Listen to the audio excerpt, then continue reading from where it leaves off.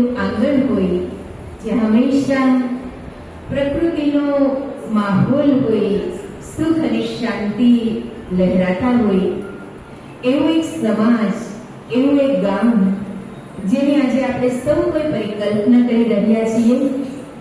ભૂતકાળમાં આપણે સૌ કોઈ એવા ગ્રામીણ સંસ્કૃતિ સાથે સંકળાયેલા છીએ અને ભવિષ્યનો આપણો પ્લાન છે.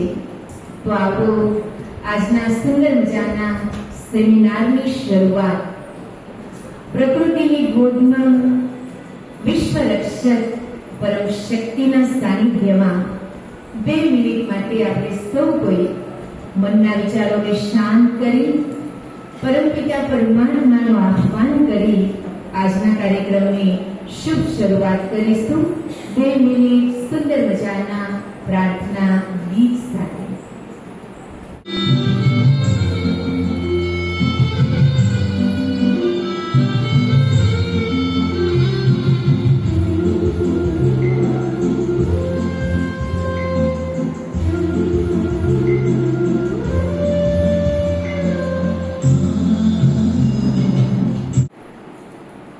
એવું સુંદર મજાનું ગામડું હોય જ્યાં પ્રકૃતિની હંમેશાની માટે લહેર હોય, એવા સુંદર મજાના પરિયોજના માટે ઉપસ્થિત આપ સૌનું તહે દિલથી બ્રહ્માકુમારી પરિવાર સ્વાગત કરે છે, સ્વાગત કરે છે, સ્વાગત કરે છે. મંચસ્થ ઉપસ્થિત મહાનુભાવોનું બ્રહ્માકુમારી પરિવાર તરફથી હું સ્વાગત કરવા માટે બહેનોને નમ્ર અનુરોધ કરું છું. પુષ્પ અને ચુન્ની દ્વારા આપ સૌ આજના કાર્યક્રમમાં બ્રહ્માકુમારી પરિવાર તરફથી અને દિલથી સ્વાગત છે, સ્વાગત છે, સ્વાગત છે.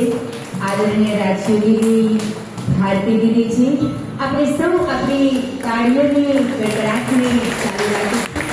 આદરણીય વલ્લભભાઈ, આદરણીય ડોક્ટર, આદરણીય ભ્રાતા પુરુષોત્તમભાઈ ગમાણી, આદરણીય ભ્રાતા દેવીશભાઈ પટેલ, આદરણીય ભ્રાતા ચંદ્રેશભાઈ, આદરણીય ભ્રાતા શ્યામભાઈ, જે આપણી વચ્ચે ખાસ રાજસ્થાનથી ઉપસ્થિત થયા છે, આદરણીય ડોક્ટર પ્રદીપભાઈ વડોદરિયા.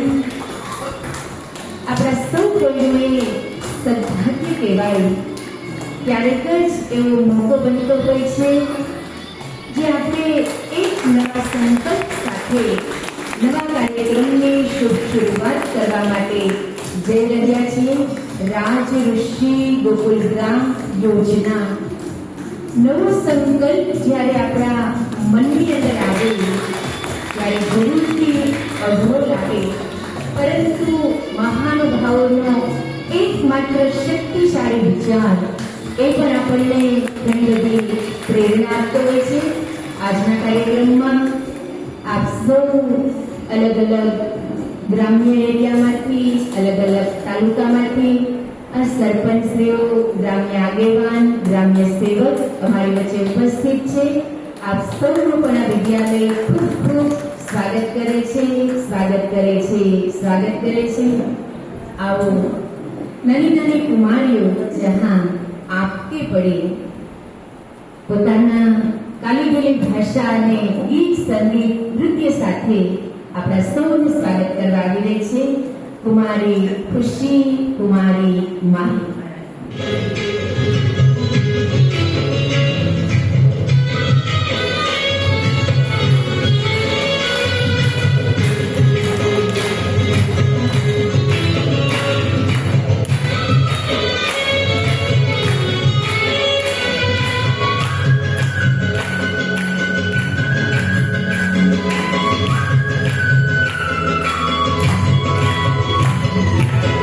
Children,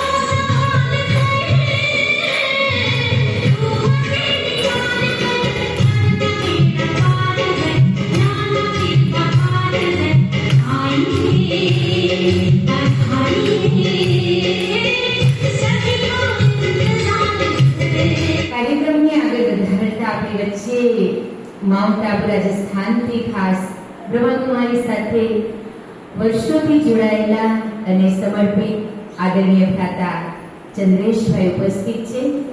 આપ સૌને કાર્યક્રમનું નિમંત્રણ મળ્યું એટલે વિચાર જરૂર આવ્યો હશે કે આ કાર્યક્રમ શા માટે આયોજન કર્યો છે.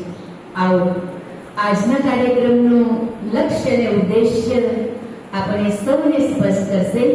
આદરણીય ભ્રાતા ચંદ્રેશભાઈ આબુની અંદર રોયલ વિંગ સાથે આપ ઘણા વખતથી જોડાયેલા છે અને આપનો એક મનનો સંકલ્પ છે હરેક ગ્રામીણ સંસ્કૃતિમાં આપણે કંઈક નવી ક્રાંતિ લાવીએ, કંઈક નવા સંકલ્પોનું વાવેતર કરીએ અને ગામ ગામ રાજ ઋષિ ગામ બને. આપણને સૌને આજના કાર્યક્રમનું લક્ષ્ય સંભળાવશે આદરણીય ભ્રાતા ચંદ્રેશભાઈ. આજે આપણે એક બહુ જ સુંદર વિષયને સ્પષ્ટ કરવા જઈ રહ્યા છીએ અને એ દિશામાં આપણે કેમ મળીને સાથે કાર્ય કરશું એની પણ ચર્ચા આપણે કરશું. ત્યારે આપણે બધા જ જાણીએ છીએ કે ભારત સ્વર્ણિમ ભારત હતું. ભારત સોનાની ચિડિયા કહેવાતું. તો એનો શું આધાર હતો? ભારત સ્વર્ણિમ ભારત કેમ કહેવાતું? 17મી શતાબ્દી સુધી પણ આપણે જોઈએ તો ભારત વિશ્વનો સર્વશ્રેષ્ઠ દેશોમાંથી હતું. વિશ્વની હાઈએસ્ટ જે જીડીપી હતી એ ભારત કોન્ટ્રીબ્યુટ કરતું હતું. તો એવું જે ભારત હતું એને કાલાંતરે આજે આપણે જોઈ રહ્યા છીએ કે પરિસ્થિતિઓ બહુ વિપરીત આવી ગઈ છે. તો એનું પાછળનું કારણ શું છે? તો આપણે બધા જાણીએ છીએ કે જેવું અન્ન એવું મન હોય છે. તો આજે આપણે જાણીએ છીએ કે કેમિકલ ખેતીના જે પ્રયોગો થઈ રહ્યા છે એ કેમિકલ ખેતીને કારણે ખૂબ જ અન્નની જે ગુણવત્તા જે છે એ નીચે ગઈ છે. ખેડૂતના જે અવસ્થા છે, જે એની ફાઇનાન્શિયલ કન્ડિશન છે, જે એની મનની કન્ડિશન છે એ પણ બહુ નીચે ગઈ છે અને એનો પ્રભાવ એ અન્ન પર આવી રહ્યો છે. અન્નનો પ્રભાવ મન પર અને મનનો પ્રભાવ તન પર, એ આખી સિક્વન્સ છે. અને એને કારણે આજે આપણે ઘણી બધી વિપરીત પરિસ્થિતિઓ સમાજમાં જોઈ રહ્યા છીએ. તો બ્રહ્મકુમારી સંસ્થાનની અલગ અલગ વિંગ્સ બનેલી છે. ટોટલ 21 વિંગ્સ છે, જેમાં સમાજનું દરેક સેક્ટર પર કાર્ય કરવાનો પ્રયાસ કરી રહ્યા છીએ. જેમાં યુથ વિંગ છે, વુમન વિંગ છે, સાયન્ટિસ્ટ એન્ડ એન્જિનિયરિંગ વિંગ છે. એવી રીતે જ એક કૃષિ અને ગ્રામ વિકાસ પ્રભાગ છે. કૃષિ અને ગ્રામ વિકાસ પ્રભાગે આની ઉપર ચિંતન કર્યું અને એક સુંદર પ્રોજેક્ટ તૈયાર થયો. એને નામ આપવામાં આવ્યું શાશ્વત યોગિક ખેતી. શાશ્વત યોગિક ખેતી એવો વિષય છે, જેમ કે આપણે બધા જ જાણીએ છીએ કે ગામડાનો જે મુખ્ય ધરોહર છે, જે ગામડાનો જે મુખ્ય વ્યવસાય છે એ ખેતી છે.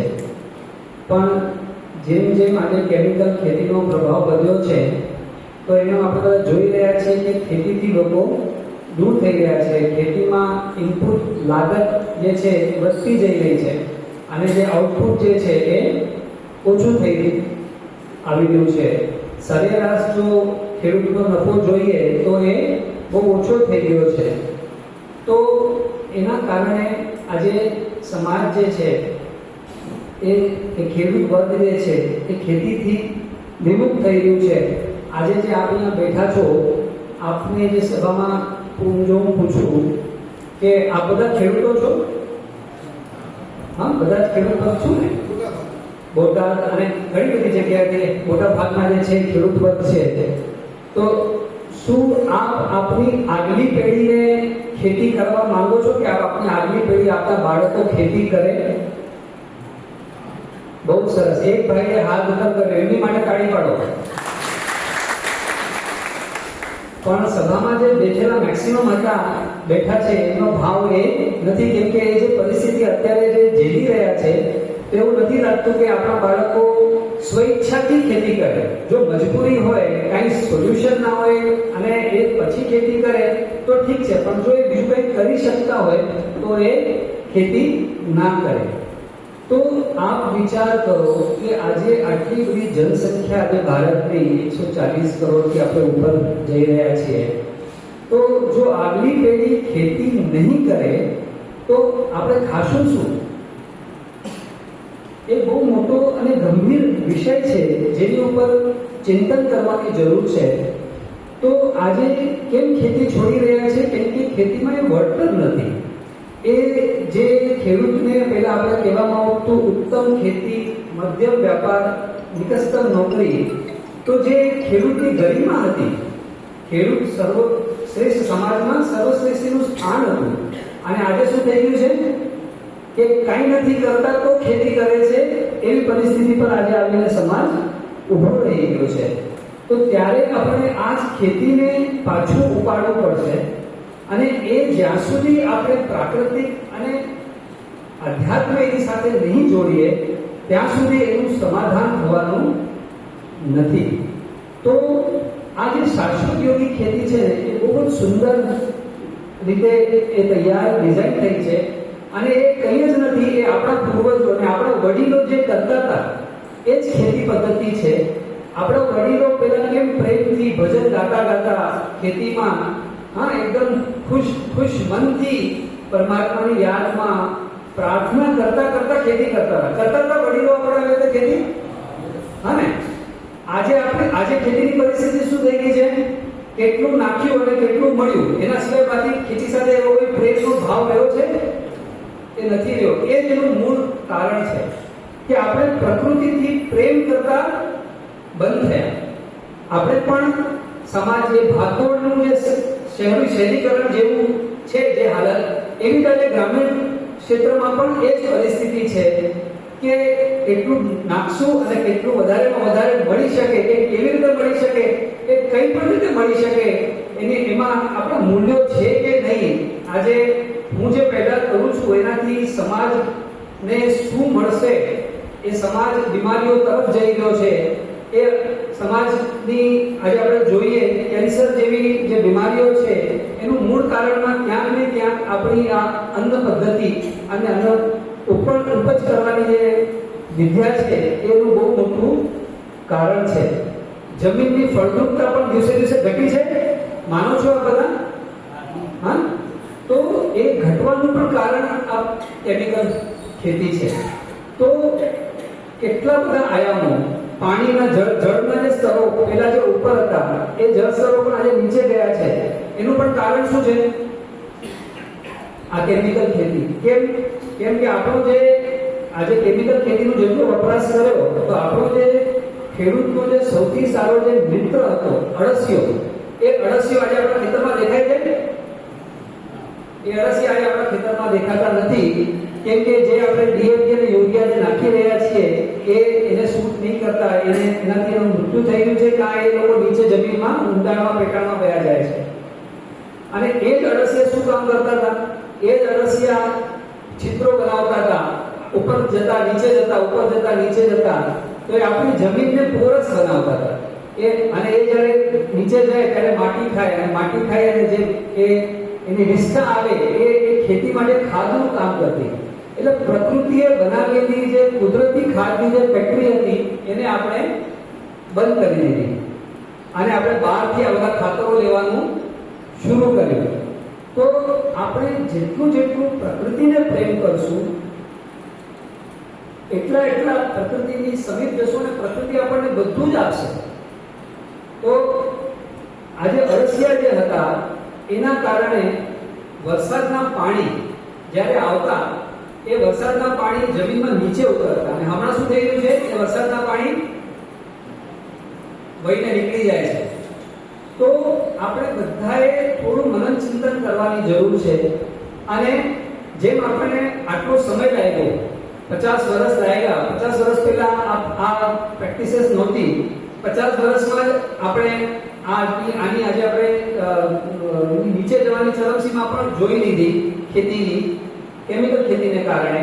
તો આપણે પાછું ધીરે ધીરે, ભલે આપણે એકદમ એકસાથે તો એ પરિવર્તન અત્યારે આપણે નહીં કરી શકીએ, પણ ધીરે ધીરે એ પરિવર્તનની પ્રક્રિયા આપણે પોતાના ઘરથી શરૂઆત કરીએ. આપણે આપણી જે રિક્વાયરમેન્ટ છે આપણી ખેતીમાં, આપણા ઘરની શાકભાજીઓ, અનાજ, એનાથી આપણે શરૂઆત કરીએ અને એનાથી ધીરે ધીરે જેમ જેમ આપણું કોન્ફિડન્સ વધતું જાય એમ આપણે આને આગળ વધારતા જઈએ તો નિશ્ચય રૂપમાં થોડા સમયમાં આપણે પાછા જેવા હતા એવી પરિસ્થિતિઓમાં પહોંચી શકશું.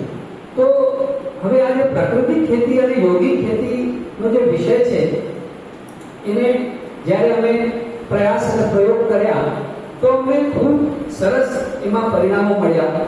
પણ જ્યારે ખેડૂતોને એને કરવાના શરૂ કર્યા તો એમને ઘણી બધી સમસ્યાઓ પણ આવી. કઈ સમસ્યાઓ આવી? તો એમને માર્કેટ નહોતું મળતું. એમને જ્યારે કીડા લાગે ખેતરમાં તો એ દવાઈઓની વ્યવસ્થા અત્યારે તાત્કાલિક રેડી ના હોય તો એ કંટ્રોલ નહોતા થતા. તો એના કારણે ઘણી બધી સમસ્યાઓનું નિર્માણ થતું હતું. તો એવા સમયે અમને એક સંકલ્પ આવ્યો કે આ બધી જે સમસ્યાઓનું જે સમાધાન સ્વરૂપ જે છે ને એ સંગઠન છે. આજે સંગઠનની કમીને કારણે જ આ ખેડૂતો પ્રાકૃતિક અને સરકાર પણ કેટલા પ્રયાસો કરી રહી છે. ઘણા બધા એનજીઓ પોતાના લેવલ ઉપર બહુ સારા પ્રયાસો કરી રહ્યા છે, કે છતાં પણ જે પરિણામ હોવું જોઈએ એ નથી મળી રહ્યું. તો એ કેવી રીતે થઈ શકશે? તો એના મનન ચિંતન કરતા આ એક આખો પ્રોજેક્ટ તૈયાર થયો. એનું નામ આપવામાં આવ્યું રાજઋષિ ગોકુલ ગ્રામ. અને એ રાજઋષિ ગોકુલ ગ્રામમાં આપણે શું કરીએ છીએ? તો આપણે ત્યાં ગામડાના જે સરપંચ હોય, કેમ કે ગામની જે મુખ્ય ધોરી છે એ છે ગામના સરપંચ અને જે ગામના અગ્રણી જે જવાબદાર લોકો છે, એમના માધ્યમથી આપણે એને તૈયાર કરીએ. પહેલા એમનું મન પહેલા તૈયાર થાય, ગામડાની સેવા માટેનો ભાવ જાગે. તો પહેલા ગ્રામ પંચાયતને આમાં સાથે લઈએ છીએ, ત્યારબાદ શૈક્ષણિક સંસ્થાનોને એમાં સાથે લઈએ છીએ, કેમ કે શૈક્ષણિક સંસ્થાનો પાસે વોલેન્ટિયર્સ છે, યુવા ધન છે, જે યુવા ધનને આજે એક સારી દિશા આપવાની આવશ્યકતા છે. તો એવા શૈક્ષણિક સંસ્થાનોને સાથે લઈએ છીએ, જેમાં એમના એનએસએસના સ્ટુડન્ટ, એનસીસીના સ્ટુડન્ટ, એવા સ્ટુડન્ટ્સને આપણે આ કાર્યક્રમમાં સાથે લઈએ છીએ. ત્યારબાદ સરકારના બધા અધિકારીઓને, કેમ કે આજે આપણે જે પ્રયોગ કરવા જઈ રહ્યા છીએ એ યુનાઇટેડ નેશને જે 17 એસડીજી ગોલ્સ આપ્યા છે સર્વાંગીણ વિકાસ માટે, એને જ ભારત સરકારે 9 સતત વિકાસ લક્ષ્યોમાં પરિવર્તિત કર્યા છે. અને એ 9 સતત વિકાસ લક્ષ્ય જેના આધારે અત્યારે ગ્રામ પંચાયત ડેવલપમેન્ટ પ્લાન બની રહ્યા છે. અહીંયા કોણ સરપંચ બેઠા છે? એ સરપંચ બેઠા હાથ કરે. બહુ સરસ. તો બે તાળીઓ આપણા સરપંચો માટે, કેમ કે આપનો આ કાર્યમાં બહુ મોટો ફાળો રહેશે અને આપનું બહુ મોટું યોગદાન રહેશે. તો આપણા સરપંચોને વિશેષ આ વિષયને સમજવાની અને આ ક્રિયાન્વિત કરવાની આવશ્યકતા રહેશે. આમાં આપણો અમને સાથ જોઈશે. તો જે ગવર્મેન્ટના જે 9 સતત વિકાસ લક્ષ્યો છે, એ 9 સતત વિકાસ લક્ષ્યોને આપ જીપીડીપી આ બનાવો છો. સરપંચ સાહેબ જે બેઠા છે, ગ્રામ પંચાયત ડેવલપમેન્ટ પ્લાન જે આપણો બને એ આપને ખ્યાલ હશે, હમણાં આજે પૂરું જીપીડીપી છે 9 સતત વિકાસ લક્ષ્યો આધારિત બનાવવાનું છે. તો જ્યારે આપણે એ 9 સતત વિકાસ લક્ષ્યોને જો કેન્દ્રમાં લઈ લઈશું, આ એક પ્રોજેક્ટની મૂળ ધોરી છે. તો એ 9 સતત વિકાસ લક્ષ્યો ને જ્યારે ધરાતલ પર ક્રિયાન્વિત કરવા માટેનો જ્યારે પ્રયાસ કરશું ને, તો એમાં સરકારના અધિકારીઓને આપણે સાથે લઈશું, કેમ કે એ એમના પણ મેન્ડેટમાં છે. એટલે ગવર્મેન્ટનો પણ આપણને સાથ મળશે. અને લાસ્ટમાં એનજીઓ અને કોર્પોરેટનો જે CSR સપોર્ટ હોય છે એને પણ આપણે સાથે લઈશું. એટલે જ્યારે ચારો આયામો પર કામ કરશું અને એની સાથે જે મુખ્ય છે સંસ્કાર પરિવર્તન, એની માટે આપણે આધ્યાત્મનો સાથ લઈશું. એની માટે આપણે બ્રહ્મકુમારી બહેનોને એમાં રિક્વેસ્ટ કરશું કે એ લોકો પણ એમાં પોતાનો પૂર્ણ ફાળો આપે. તો એવી રીતે આ સંયુક્ત પ્રયાસ જ્યારે આપણે કરશું, ત્યારે ધરાતલ પર આ પરિવર્તન જે આપણે જોવા માંગીએ છીએ, જેવા ગોકુળિયા ગામની આપણે બધા કલ્પના કરીએ છીએ, એ ધરાતલ પર સાકાર થઈ શકશે. તો મારી આપ સૌને નમ્ર વિનંતી છે કે આ એક બહુ સુંદર વિષય છે, જેમાં આપણે આમ જોવા તો બહુ મોટો વિષય લાગે છે, પણ જ્યારે પ્રયાસ કરશું, સાથે મળીને સહિયારો પ્રયાસ કરશું, તો અસંભવ કાર્ય પણ સંભવ થઈ શકે છે. હું એક વાર્તા કહીને મારી વાણીને વિરામ આપીશ કે આપણા વિચારોનું કેટલું મહત્વ છે. આપણે જો સંકલ્પબદ્ધ થઈએ તો આપણે કેટલું મોટું પરિવર્તન કરી શકીએ છીએ. તો એક કુંભાર હોય છે, એ કુંભાર પોતાના વાસણો બનાવતો હોય છે. તો એમની જે ધર્મપત્ની છે એ વાસણોમાં ત્યારે એમની ચીલમ વધારે વેચાતી હોય છે. તો એ વાસણોમાં ચીલમ વેચતા વેચતા એ ધર્મપત્ની એને કહે છે કે સાહેબ મારે માટે આપ કુંભારને કહે છે કે મારે માટે આપ એક પાણી ભરવાની સુરાઈ બનાવીને આપો. તો એ કુંભાર કહે છે હા બનાવીશ. તો અમુક દિવસો નીકળી જાય છે, પછી એ યાદ કરાવે છે તો કે હા જરૂર બનાવીશ. અને એક દિવસે એ બેસતા બેસતા એનું ઓટોમેટિકલી એના હાથથી એ સુરાઈ બનવા લાગે છે વાસણ બનાવતા વખતે. તો અચાનક એ માટી કુંભારને પૂછે છે કે હે કુંભાર, શું વાત છે?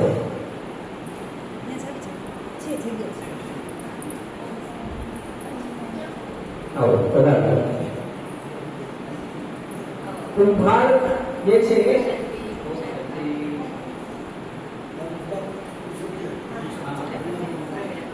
પ્રવીણાબેન જિલ્લા પરિષદના અધ્યક્ષ આપણી વચ્ચે પધારી. આપણે ડોક્ટર ધોનીથી એમનું અભિવાદન કરશું. તો હું વાત કરી રહ્યો હતો, તો માટીએ કુંભારને પૂછ્યું કે હે કુંભાર, શું વાત છે? આજે તું ચિલમ બનાવતા બનાવતા મારા પાસે તું સુરાઈ બનાવી રહ્યો છે. તો કુંભારે એને કીધું કે આજે મારો વિચાર બદલાઈ ગયો. એને માટીએ પૂછ્યું, માટીએ કહ્યું કે હે કુંભાર, તારો તો વિચાર બદલાયો, મારું તો આખું સંસાર બદલાય. તો કુંભારે એને પૂછ્યું કેવી રીતે? તો માટીએ એને જવાબ આપ્યો કે પહેલા તો મારાથી ચિલમ બનાવતો તો હું પોતે પણ સળગતી અને સમાજને પણ, જે મારો પીવાવાળો છે એને પણ સળગાવતી. આજે તો મારાથી સુરાઈ બનાવે છે તો હું પોતે પણ ઠંડી રહીશ અને જે આમાંથી પાણી પીશે એને પણ ઠંડક આપીશ. તો એની માટે તારો ખૂબ ખૂબ આભાર. તો આજે આપણે બધા માટે પણ લાગુ પડે છે કે આપણે આજે બધા જે વિચારધારા પર આજે કાર્ય કરી રહ્યા છીએ, જો થોડું વિચાર પરિવર્તન કરશું ને તો બહુ જ સારા પરિણામો આપણે આ સમાજની અંદર જોઈ શકશું. અને આપ સૌ એ નીવના પથ્થર માંથી બનશો, નિમિત્ત બનશો કે જેમણે એક શ્રેષ્ઠ સમાજ બનાવવાની રચનામાં પોતાનો સાથ અને સહકાર આપ્યો. તો એ કહીને મારી વાણીને વિરામ આપે છે. ખૂબ ખૂબ આભાર. આપના સુંદર મજાના વિચારો અને શક્તિશાળી બીજ રોપવાનો એક બાબતનો સંકલ્પ છે. હું બહેનોને વિનંતી કરીશ આપણી વચ્ચે ઉપસ્થિત આદરણીય પ્રવીણાબેન રંગાણીનું પુષ્પગુચ્છ અને ખેસથી સ્વાગત કરશે. ખાસ આજનો દિવસ એટલે બિઝી શેડ્યુલ બધાનું, છતાં પણ સમય ફાળવી આપ અમારી વચ્ચે ઉપસ્થિત રહ્યા. બ્રહ્માકુમારી પરિવાર આપને ખૂબ ખૂબ હાર્દિક સ્વાગત કરે છે, વેલકમ કરે છે, અભિનંદન કરે છે. ખૂબ ખૂબ આભાર છે આદરણીય પ્રવીણાબેન. આપનો હર હંમેશા હર પ્રોગ્રામમાં આપ આપનો સમય અવશ્ય આપો છો. આવો આજના દિવસે આપણે છીએ મંગલ બીજ પ્રાગટ્ય તરફ. એક વિચાર જાગે અને આત્મ જ્યોતિ જ્યારે પ્રજ્વલિત થાય, એક દિલનો દીવો જાગે, દરેક અહીંયા ઉપસ્થિત મહાનુભાવ પોતાના મનની અંદર આશાનો દીવો, વિશ્વાસનો દીવો, સદભાવનાનો દીવો, હિંમતનો દીવો, નવા વિચારોનો દીવો પ્રજ્વલિત કરીશું અને આ કાર્યક્રમને આપણે આગળ વધારવા ક્રિયાન્વિત કરીશું. હું બહેનોને વિનંતી કરીશ આજના કાર્યક્રમના દીપ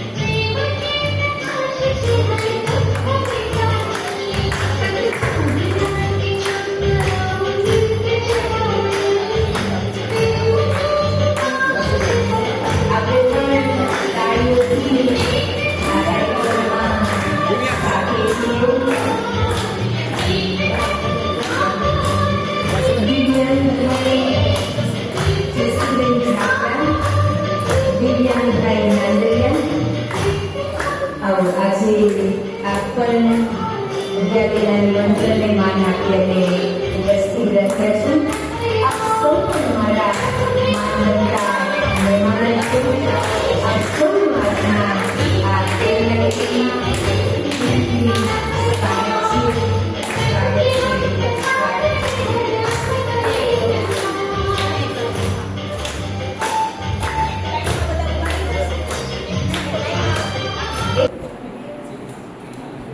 આજના કાર્યક્રમમાં સુંદર માર્ગદર્શન આપવા માટે ઘણા મહાનુભાવો ઉપસ્થિત છે.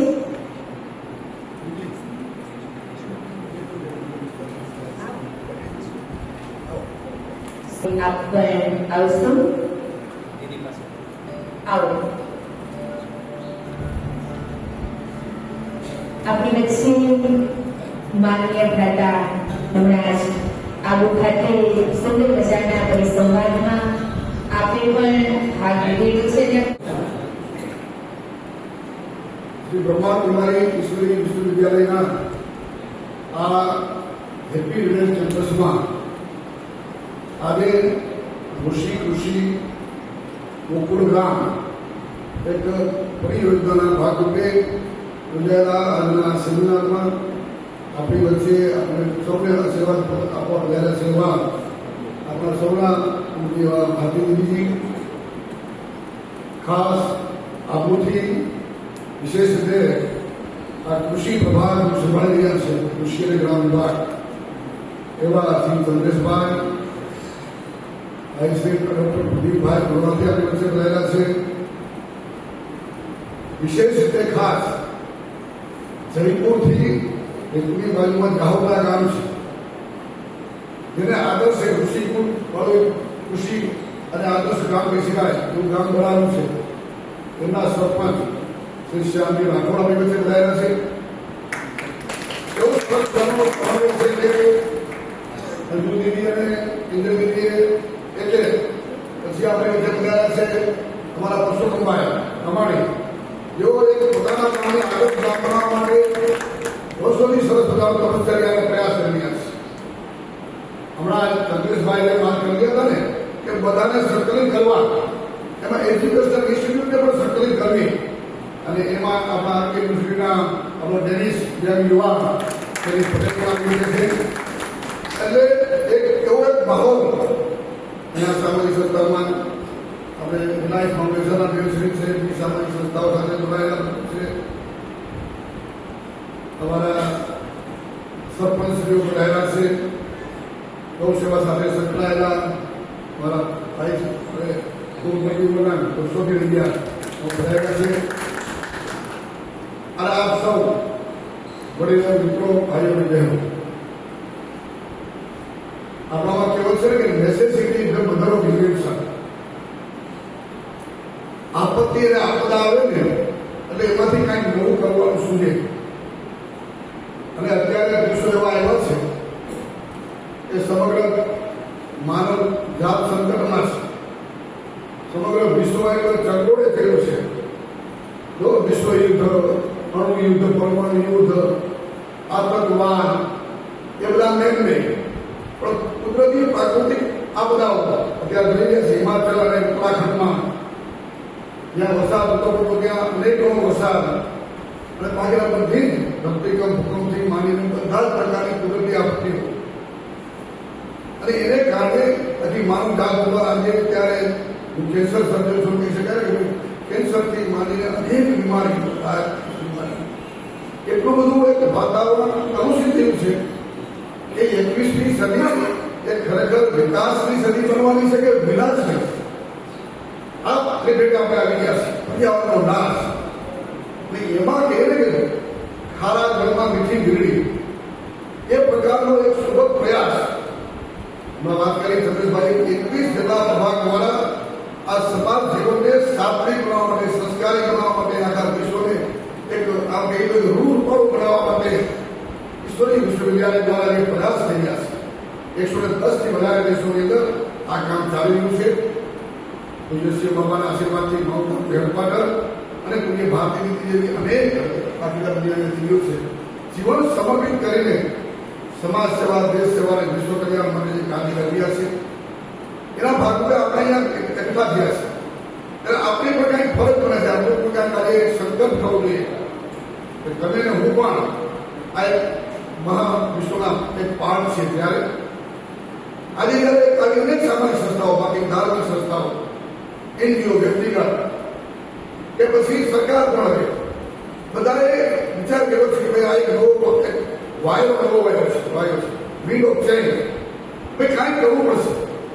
હમણાં જયારે ચંદ્રેશભાઈ વાત કરી ગયા હતા ત્યારે મને આ કૃષિની વાત કરીએ છીએ અને ઓર્ગેનિક ફાર્મિંગની વાત કરીએ છીએ ત્યારે 1949 1949 ભારત સરકારનો આઈસીએ આપનો રિપોર્ટ જે આઝાદ થયું ભારત ત્યારે આપણે ખાતરો વધારી એની બધા ડીએપી યુરિયા અને એને કારણે આપણા ગામડામાં આપણે બધા સારથી ખેતી કરતા હતા ઉછેરી કરતા ને ઉછેરી કરતા જ હતા એ વસ્તુ છાણી ખાતર વાપરતા હતા એ રિપોર્ટ અને અત્યારના રિપોર્ટના આધારે આ વૈજ્ઞાનિકે વાત કરી કે ત્યારે કેમિકલ કે યુરિયા વગર ભલે આજે આપણે કહીએ છીએ કે ભાઈ 1 વીઘામાં આપણે 25 વીઘામાં 25 પણ માનો કે ઉત્પાદન થયું છે એ સમય કદાચ 15 પણ થતું પણ એ જે અનાજ હતું એની ક્વોલિટી અને પ્રમાણ સ્વરૂપ એ સાયન્ટિસ્ટોએ વાત કરી છે હું નથી કહેતો કે ત્યારે તમારે આજે અત્યારે તો તમારે 1 કિલો અનાજ ખાવું પડે એ સમયે તમારે ફક્ત 600 ગ્રામ ખાવું પડે કેટલું એટલે 400 ગ્રામ ઓછું એટલે આપણે બધાને એક શંકા છે આ બધા ઓર્ગેનિક ખેતી કરતા ખેડૂતો કે સાહેબ ઉત્પાદન ઘટી જાય અને એમને પૈસા ન મળે પણ એની સામે આપણે આ પણ વિચાર કરવાનો છે કે તમારું ઉત્પાદન કદાચ 10 મણ ઓછું થશે ને તો પણ ક્વોલિટીની દ્રષ્ટિએ એમાં જે કન્ટેન્ટ છે એમાં જે પ્રોટીન કાર્બોહાઈડ્રેટ વિટામિન્સ મિનરલ્સ બાકીના બધા ટ્રેસ એલિમેન્ટ છે એ બધાની જે ક્વોલિટી અને ક્વોન્ટિટીને કારણે તમારા પોષણમાં ફેર પડવાનો નથી એ પણ સરકારે બાકીના પ્રયાસો પણ ચાલુ છે કે તમે બધાને એક પ્રકારના ભાવ પણ મળે ખર્ચ ઓછો થાય આ પ્રકારનું આ ઋષિ કૃષિ ગોકુલ ગ્રામની યોજના અહીંયા અનેક વક્તાઓ છે પોતપોતાના અનુભવ સાજા કરશે આપણે બધા એમાંથી કંઈક શીખ લઈને આવનાર દિવસોમાં હું સરપંચ છે તો મારા કામમાં કઈ રીતે કરું આગેવાન છું તો મારા કામમાં કઈ રીતે કરું સામાજિક સંસ્થા સાથે સંસ્થાને કઈ રીતે આગળ વધારું અલ્ટિમેટલી સવાલ આવે છે એક यहाँ आदर्श ग्राम की बात है ये आदर्श ग्राम को गोकुल ग्राम को ऋषि ऋषि ग्राम को योगी ग्राम को समरस ग्राम को कोई पसंद आप नहीं પણ અંતે આવે છે એક ટોટલ જે આ 9 વાત કરી સરસ મજાની આ ઋષિ ઋષિ ગોકુલ ગ્રામ કે તમે આવશો ને પ્લાન આ ખાસ મહાત્મા જે બહુ સરસ બનાવ્યું છે કુંજલભાઈ અને એમાં જે વાત કરીને 17 એસડીજી 17 જે સસ્ટેનેબલ ડેવલપમેન્ટ ગોલ્સ આખા યુનાઇટેડ નેશન્સના છે એના આધારે તમારું મારું ગામ આદર્શ ગામ કઈ રીતે બની શકે એના પ્રયાસ તમે હું કેમ ન કરીએ એનો અનુભવ હશે હું પણ જ્યારે એમપી હતો મિનિસ્ટર હતો ત્યારે અનેક ગામડાઓને આજે આપણે કામે લગાવ્યા છે સારા સરપંચ હોય ને તો બધા વિચાર હશે કે કોઈ પણ 80-20ની સ્કીમ હોય અથવા 90-10ની સ્કીમ હોય અથવા તો 50-50% સ્કીમ હોય 60-40ની સ્કીમ હોય આપણે ચેકડો બનાવ્યા હતા 60-40માં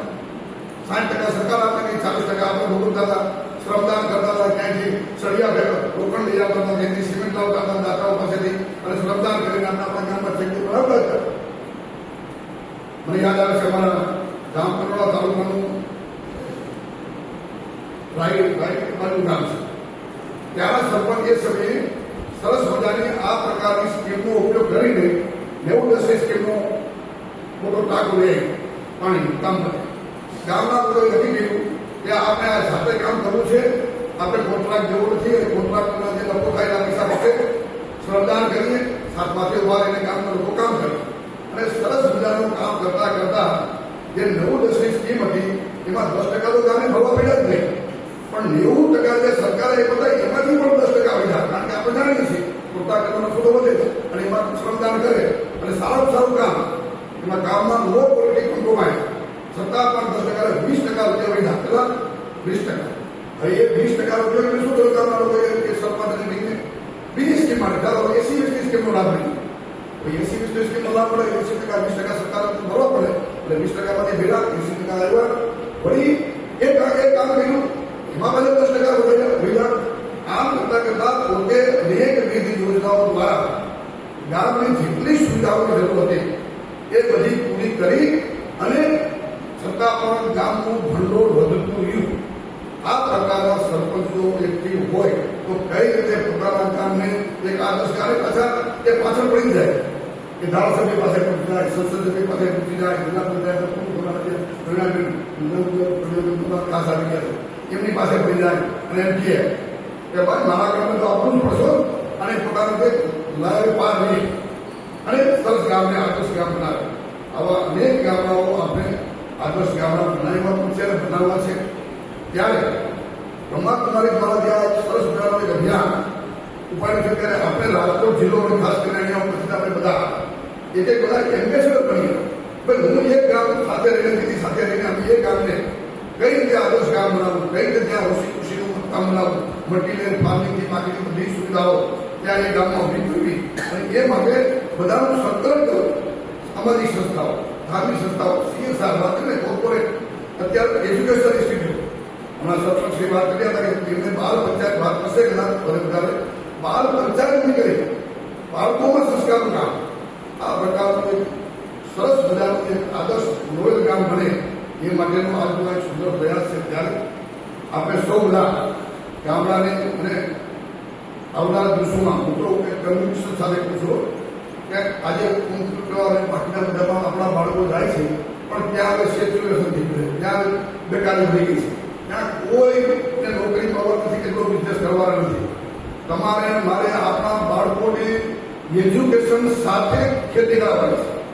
શું કહું છું? એજ્યુકેશન સાથેની કૃષિ ભણેલો તમારો દીકરો ગ્રેજ્યુએટ થઈને જો એગ્રીકલ્ચરનું ખેતીનું કામ કરશે ને તો એ ઇઝરાયલ કે જાપાન કે બાકીના કોઈ પણ અમેરિકાની જે ખેતી છે એના કરતાં પણ વધારે સારી રીતે ખેતી કરી શકશે અને સમાજની સાથે એક આ સાત્વિક કે ઉત્તમ ખેતી એ પ્રકારનો બિઝનેસ કહો, વ્યવસાય કહો, એવું કામ કરવાનું કામ આવનારા દિવસોમાં વધુ છે. દિનેશભાઈ, હું તો કહીશ કે તમે જે એગ્રીકલ્ચર કોલેજ કરી છે ને એગ્રીકલ્ચર કરી છે ને ખૂબ ઉત્તમ કામ કર્યું છે. આવનારા દિવસો તમે હું જાણીશ હમણાં તો પ્લાસ્ટિક ચોખ્ખા આવ્યા છે, બાકી કઈ લગભગ કઈ આપણે ખાવાના અનાજ કઈ ફેક્ટરીમાં બનવાનું નથી. હજી સાયન્સની શોધ ત્યાં સુધી પહોંચી નથી. ત્યારે તમારે મારે જે અનાજ, કઠોળ કે શાકભાજી કે ફળ ફૂલ ખાવાના છે એ તો ઉગાડવા પડશે અને એને મારે ખેતી કરવી જ પડશે અને ખેતીમાં તમારે મારે જોડાવવું જ પડશે. ખેતીને વ્યવસાયની દૃષ્ટિએ તમારા પ્રભુભાઈ સંમેલિયા ઘણી વાર મૂકીએ કે ખેતીદારી ખોટમાં ખેડૂત ખેતીદારી ખોટમાં ભાઈ ખોટની ખેતીને કેમ આપણે નફામાં કરવી એ કામ તમારે મારે આ પ્રકારના પ્રયોગો દ્વારા કૃષિ ગ્રામ યોજના દ્વારા મલ્ટીલેયર ફાર્મિંગ દ્વારા ઓર્ગેનિક ફાર્મિંગ આધારિત ખેતી ગાયને સાથે રાખીને કઈ રીતે તમે હું પેસ્ટિસાઇડ ફર્ટિલાઇઝર બનાવીને કમ ખર્ચ કરી શકીએ. આ પ્રકારના વિવિધ પ્રયોગો કરીને તમે કઈ ગયા એક શ્રેષ્ઠ ખેડૂત બની શકે. વૈજ્ઞાનિક ખેડૂત કે છે વિજ્ઞાન સાથે જોડાયેલો એવો ખેડૂત અને એની કિંમત આવનારા દિવસોમાં થવાની છે. ત્યારે તમે હું જરા પણ બે વિકલ્પ ચિંતા ન કરી કે આપણે ત્યાં ખેતી કરવા ખેતીને તમે નિમ્ન કક્ષાની માનો માટે ખેતી ઉત્તમ વ્યવસાય છે અને ગૌરવ સાથે કહો કે હું ખેડૂત છું. આ પ્રકારનો ભાવ આવે અને પછી તમે ખેતી કરો અને એ દ્વારા સમાજ અને દેશનું એક સાચા અર્થમાં ભવિષ્ય ઉજાવો એ પ્રકારનો ભાવ આજે અહીંથી આપણે લઈને જવાનું છે. કૃષિ દ્વારા જે રીતે અનેક રીતે કામો થઈ ગયા છે. હું જોયું છું કે હું ગયો હતો ત્યાં માઉન્ટનું અને એગ્રીકલ્ચર વિભાગ દ્વારા સરસ રીતે મલ્ટીપ્લેયર ફાર્મિંગ ખેડૂતોને એ પ્રકારે બધો ડ્રોન દીધી લગભગની ખેતી આ બધા શબ્દો જાહેરાત છે. સરકાર પણ વિવિધ યોજનાનો લાભ આપે છે. એનો લાભ તમે હું મારા કામમાં હું સરપંચ મારા કામમાં હું એનજીઓ ચલાવું છું એ મારી એનજીઓ સાથે જોડાયેલા આવા લોકોને કઈ રીતે વધુમાં વધુ આ સંસ્થા સ્કીમનો લાભ અપાવી શકું એના દ્વારા એક મોડેલ તૈયાર થાય અને એ મોડેલમાં આપણી આ દીદીઓ દીદીઓ એટલી બધી સમર્પિત જીવન સાથે આપણને સંસ્કાર સાથે અને અધ્યાત્મ અને સંસ્કાર નિમિત્ત બધી સમૃદ્ધિ ટકાવી છે. એ વેલ્થને એ બીજા બધે રસ્તે જાય અને એ પ્રકારનું સરસ મજાનું આ એક કન્સેપ્ટ વિચાર અને જ્યારે આપણે સમજ મૂકો છે ત્યારે આવો આપણે આ વિચારને વધારીને અને બીજી જગ્યાએ ગુજરાત ગુજરાત પરંતુ અમારા ગામડાના સરપંચ ચંદ્રેશભાઈ પ્રતિકભાઈ અને આપણે પરસોત્તમભાઈના અનુભવ અને લેડીઝ અનુભવ જાણજો કે રીતે પોતે પોતાના કામ માટે પ્રયાસ કરી રહ્યા છે. થાયકા વગર લગેલો ના કહીએ ને કે ભાઈ વિઘ્નો આવે છતાં પણ મેળા રહે એમ તમારે મારે પણ સરપંચ છીએ, આગેવાન છીએ તે કંઈક વિઘ્નો આવે છે, કંઈક નેગેટિવિટી આવે છે, લોકો આપણને તિરસ્કારે છે, છતાં પણ તમારે મારે લાગ્યા રહેવાનું છે. આ એક સાચા એક સનિષ્ઠ પ્રયાસ છે અને સત્યનો હંમેશા વિજય થાય એમ આ વિષય એવો છે કે શાશ્વત યોગી ખેતી એમ શાશ્વત છે. જે કંઈ કરવું છે સત્યના આધાર પર અને એક માનવી મૂલ્યોના આધાર પર વિશ્વ કલ્યાણની ભાવનાથી માનવ કલ્યાણની જીવ માત્રના કલ્યાણની આપણે તો વસુધૈવ કુટુંબકમની સંસ્કૃતિવાળા આપણે બધા છીએ. તો એવી એક ઉચ્ચ ભાવનાથી જ્યારે તમે હું કોઈ પણ કામ લઈએ એમાં અવશ્ય સફળતા મળે.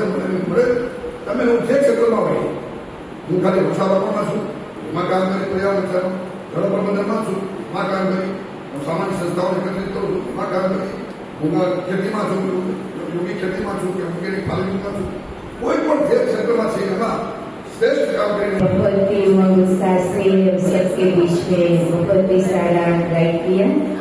मैं हिंदी में इसलिए कि हमारे बीच में हमको स्पेशल सुनना है आदरणीय भ्राता हमारे श्याम भाई जो राजस्थान जाहोता से आए थे। माननीय मंच को जरूर से अपने दूसरे शेड्यूल व्यस्त होते हैं इसलिए वहाँ जाना होगा, लेकिन अगर आप रुक सके तो कुछ समय के लिए श्याम भाई का अवश्य सुनेंगे। तो सभी अपना स्थान नीचे आसीन करेंगे और अभी वीडियो प्रेजेंटेशन के द्वारा जाहोता एक ऐसा छोटा सा गांव है और श्याम भाई आप वहाँ के सरपंच हैं। आपने अपने गांव में कैसे परिवर्तन लाया जो सबके लिए प्रैक्टिकल उदाहरण स्वरूप है। हम आशा रखते हैं आप हमको थोड़ा उसका गाइडेंस देंगे ताकि यहाँ बैठे हुए आप सबको एक बहुत ही अच्छी प्रेरणा मिले कि कैसे प्रैक्टिकल में हम बिजी होते हुए भी हमारा एक छोटा सा सहयोग रहता है गाँव को आगे बढ़ाने में, जिसमें आपने प्रैक्टिकल वर्क किया है। तो जरूर से हम कुछ समय देकर आपकी बातों को सुनने का, वीडियो देखने का आनंद लेंगे।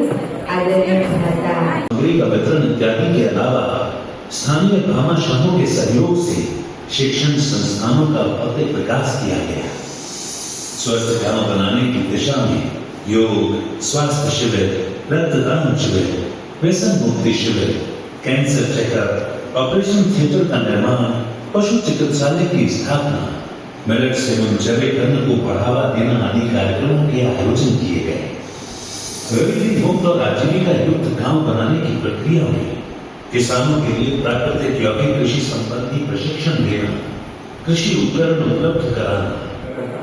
क्योंकि आज जो आवश्यकता है एक अच्छे सरपंच की आवश्यकता है गांव को, क्योंकि गांव जैसा कि हम सब लोग जानते हैं कि हमारा देश है उसकी मुख्य आबादी गांव में निवास करती है। अगर रिकॉर्ड्स में हम देखें तो लगभग 70-72% आबादी सिर्फ गांव में निवास करती है। जो भी योजनाएं बनती है वो गांव को ध्यान में रख के बनाई जाती है, लेकिन क्या गांव में वो विकास हो पा रहा है? और शायद मेरा व्यक्तिगत अनुभव में बताऊं शायद नहीं। और उसकी सबसे बड़ी वजह है या तो ग्रामीण या हम मतलब सरपंच। आज जब सरपंच किसी को चुना जाता है तो जनता उसको सिर्फ वोट नहीं देती, वो अपनी अपेक्षाएं देती है कि शायद इस बार जो सरपंच बनेगा वो मेरे लिए काम करेगा, हमारे लिए काम करेगा। लेकिन जब हम सरपंच बनते हैं तो हमारी व्यक्तिगत आशाएं ऐसी हो जाती है कि शायद वो अपने जिस कार्य के लिए हमें चुना गया है उससे हम विमुख हो जाते हैं। आज इस कार्यक्रम का उद्देश्य, मैं तो ये कहूँगा कि मेरा व्यक्तिगत उद्देश्य ये है कि हम सरपंच जागे और अपने कर्तव्यों का निर्वहन करने के लिए हम लोग आगे आए। आज सरपंच की अगर परिभाषा की हम बात करते हैं तो सरपंच लगभग 5 शब्दों से बनता है, स, र, प, न, च। और ये 5 शब्द 5 गुणों का वो इंगित करते हैं। और अगर हम गुणों को जीवन में उतार लें तो अगर हम पहले शब्द को ले स का मतलब होता है सच्चाई की राह पर चलने वाला, जो सत्य पे चले वो सरपंच हो सकता है। रहम दिल होना भी आवश्यक है सरपंच का। सरपंच को पता होना चाहिए कि वो पीड़ा में है, उसका रहम उसके अंदर होना चाहिए तो वो अच्छा सरपंच बन सकता है। फिर आता है पैर। परमात्मा पे विश्वास अगर किसी सरपंच का नहीं होगा तो मैं गारंटी से कहती हूँ कि वो अपना कार्य पूर्ण अच्छा नहीं कर सकता। ईश्वर है तो हमें देख रहा है, हम सही कर रहे हैं गलत कर रहे हैं, तो अगर परमात्मा में विश्वास होगा तो हम अपना काम अच्छे से कर पाएंगे। फिर आता है न्याय। निरंकारी होना भी एक सरपंच की आवश्यकता है। यदि हमारे में अहंकार आ गया कि मैं सरपंच जिम्मेदार हूं तो मैं ही करूंगा, मेरे को सीट पे नहीं बिठाया, मुझे मैं इसलिए गया तो मुझे सम्मान नहीं दिया, तो शायद हम इतना अच्छा नहीं कर पाएंगे। फिर आता है चय, जो सबसे महत्वपूर्ण है चरित्रवान होना। यदि हर सरपंच चरित्रवान हो जाए तो उसकी कार्यप्रणाली अलग हो जाएगी, क्योंकि एक सरपंच माताओं बहनों से मिलता है, हर प्रकार की आयु वर्ग के लोगों से मिलता है, तो उसका चरित्रवान होना भी आवश्यक है। ये अगर 5 गुण किसी में आ जाते हैं, ये वो गुण है जो आत्मीय गुण है। इसके अलावा भी शिक्षित होना ये कई चीज है, लेकिन ये सब में है। लेकिन अगर इन 5 गुणों को अगर हम अपने जीवन में उतार लें तो हम बहुत बेहतर कर सकते हैं। हमने भी इन गुणों को निर्वहन करने का प्रयास किया, तब जाके जागरूकता का परिकल्पना हो गई। आज गाँव की जहाँ तक बात करते हैं, अभी हम जब कार्यक्रम से तो चर्चा हो रही थी कि आज़ादी को लेकर पहले क्या क्या थी और गांव स्वतंत्र हो गए, तो मैं वहीं पर ये बात कह रहा था कि एक वाकया है कि विदेश से जब एक व्यक्ति यहाँ पर भारत घूमने आए थे, तो आज़ादी से पहले की बात है, तो जैसे मैं जब गुजरात आया हूँ तो जैसे मैं वापस जाऊँगा तो मेरे गाँव वाले या मेरे परिजन मुझसे पूछेंगे कि क्या देखा गुजरात में, कैसा लगा गुजरात। तो वैसे ही जब एक व्यक्ति यूके से यहाँ पर आए और यहाँ पर जब उन्होंने 1-2 साल यहाँ बिता के जब वो वापस अपने देश में लौटे तो उनसे पूछा गया कि आपने भारत में क्या देखा, तो उनका जवाब इतना अच्छा था कि भले ही वो देश आज स्वतंत्र है लेकिन वहाँ के गाँव स्वतंत्र है। ये बात है आजादी से पहले, लेकिन आज अगर हम परिकल्पना आज की देखते हैं या आज के प्रश्नों को हम देखते हैं तो भले ही हमारा देश आजाद हो गया लेकिन गाँव कहीं न कहीं स्वतंत्रता की हो जाए और उसके दोषी भी हम ही हैं। और इस समस्या को आगे बढ़ने के लिए हमें आगे आना पड़ेगा। यहाँ पर कितने ऐसे लोग हैं जो गांव में निवास करते हैं, लगभग आधे लोग हैं। यहाँ कितने ऐसे लोग हैं जो गांव से किसी न किसी रूप से ताल्लुक रखते हैं या गांव से जुड़े हुए हैं। अभी तक कुछ हाथ नीचे है, लेकिन जिनके हाथ नीचे है मैं उनको ये कहना चाहूंगा कि कोई यहाँ पर ऐसा व्यक्ति नहीं है जो किसी न किसी रूप में गांव से ना जुड़ा हो। किसी के यहाँ दूध गांव से आता होगा, किसी के यहाँ के कपड़े गांव में बनते होंगे, किसी के यहाँ का अन्न गांव से आता होगा, तो हम किसी न किसी गांव में जुड़े हुए हैं। इसीलिए हमारी सबकी जिम्मेदारी होगी गांव आगे कैसे करें, गांव आत्मनिर्भर कैसे करें। उसी कड़ी में हम चर्चा को आगे बढ़ाएंगे और एक पीपीटी है उसके माध्यम से मैं गांव में जो हमने किया वो आपके सामने समक्ष आपके पेश करूंगा और इसके साथ ही कैसे हम लोग, क्योंकि कई बार सरपंच या कोई भी जनप्रतिनिधि ये सोचता है कि हमारे पास बजट नहीं है या अपनी आर्थिक समस्याएं ऐसे बता देता है कि जिसकी वजह से हम लोग वो चीजें नहीं कर पा रहे जो हमारे सपने हुआ करते हम जो करना चाहते हैं। लेकिन मैं आज आपके समक्ष ये तय करूंगा, ये बताने का प्रयास करूंगा कि यदि हमारी भावनाएं श्रेष्ठ हो जाए तुम्हें किसी बड़े आर्थिक उसकी जरूरत नहीं। और जितनी भी आप एक्टिविटीज देखेंगे उसमें कोई भी बड़ी बजट वाला कार्य नहीं।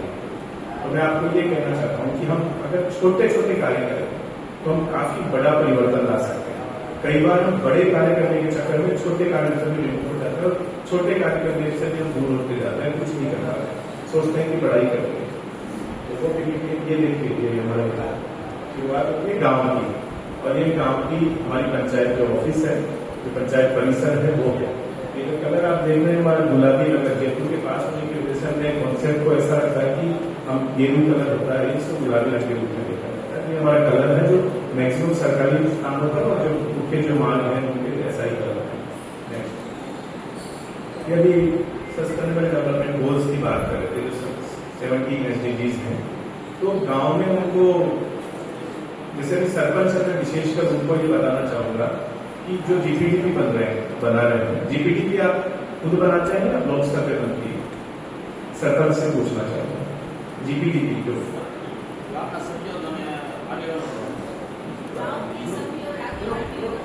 हाँ मतलब ग्राम सभाओं के माध्यम से, क्योंकि जो अभी जीपीडीपी को इस साल के पूरे भारतवर्ष में बनाई जाएगी वो इन 9 बिंदुओं पे बनेगी।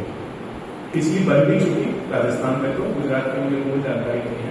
कई बार ऐसा होता है कि जो जीपीडीपी है वो हम सोचते हैं कि जो जीपीडीपी है जो पहले से अपलोड होती रहती है उसी को हम आगे इनोवेट करते रहते हैं, लेकिन उसमें हमें प्रयास करना चाहिए कि जो 1 साल का हमारा लक्ष्य है उसको हम जीपीडीपी को अपने तरीके से बनाएं, गाँव वालों को उसकी महत्ता समझाएं।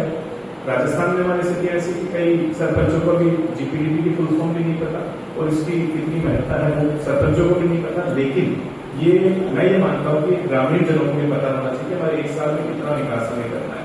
और अब सरकार ने इसकी महत्ता को समझते हुए निर्धारित कर दिया है कि जो भी GPDDM गांव की बनेगी वो इन 9 लक्ष्यों के आधार पर बनेगी। इन 9 सब्जेक्ट्स में आपको कुछ न कुछ काम में लेना पड़ेगा। ये 9 वो विषय हैं जो कि एक गांव को आदर्श की ओर लेके जा रहे हैं। अब अगर इसमें पहले की बात करते हैं, स्वच्छ एवं हरित पंचायत सरकार ने निर्धारित किया, उसमें जो 6 नंबर में गरीबी मुक्त आजीविका युग, लेकिन हमने जो प्रैक्टिकल अनुभव किया कि हम शुरुआत कैसे कर सकते हैं, तो हमने इसमें ग्रेडिंग चेंज की है कि पहले नंबर पर हम क्या कर सकते हैं, क्योंकि स्वच्छता ऐसा बिंदु है जिससे हम लोगों की कम्युनिटी के साथ हम जुड़ सकते हैं। अगर हम सब लोग मिलकर सफाई कर रहे हैं गाँव की, तो हम लोग एक साथ गांव के लोग काम के लिए आगे आ सकते हैं, हमारे सहयोगी के रूप में वो काम कर सकते हैं और बदलाव के साथ दिन में दिखने लग जाता है। अगर हम किसी एक स्थान पर अगर सफाई के लिए काम करें तो 7 दिन बाद उस जगह का परिवर्तन आपको दिखने लग जाएगा। उससे आपका मनोबल तो बढ़ेगा, साथ ही आपके जो सहयोगी है उनको लगेगा कि हमारे गाँव की जगहें बदल रही है। फिर ग्रीनरी की बात आती है, पेड़ पौधे तो गुजरात में चलो कुछ एरिया पानी है बहुत अच्छा, राजस्थान की स्थितियां तो बड़ी विडंबना जैसी। तो हमने जो शुरुआत करी तो हमने प्लांटेशन को विशेष महत्व दी और अभी रिकॉर्ड हमारे पूरे राजस्थान में हमारा जाहोर का गांव दूसरा ऐसा गांव है जहाँ पर 50,000 से ज्यादा पौधे लगाकर संरक्षित करते हैं। एक गांव है पिपलांतरी, जिनके सरपंच को अभी हमारे 2 वर्ष पहले पद्मश्री भी मिला है, तो उनसे हमने सीखा कि पेड़ों की महत्ता क्या है। तो इस प्रकार की जितने 9 विषय हैं उन 9 पे हम आगे विस्तृत में जानेंगे। नेक्स्ट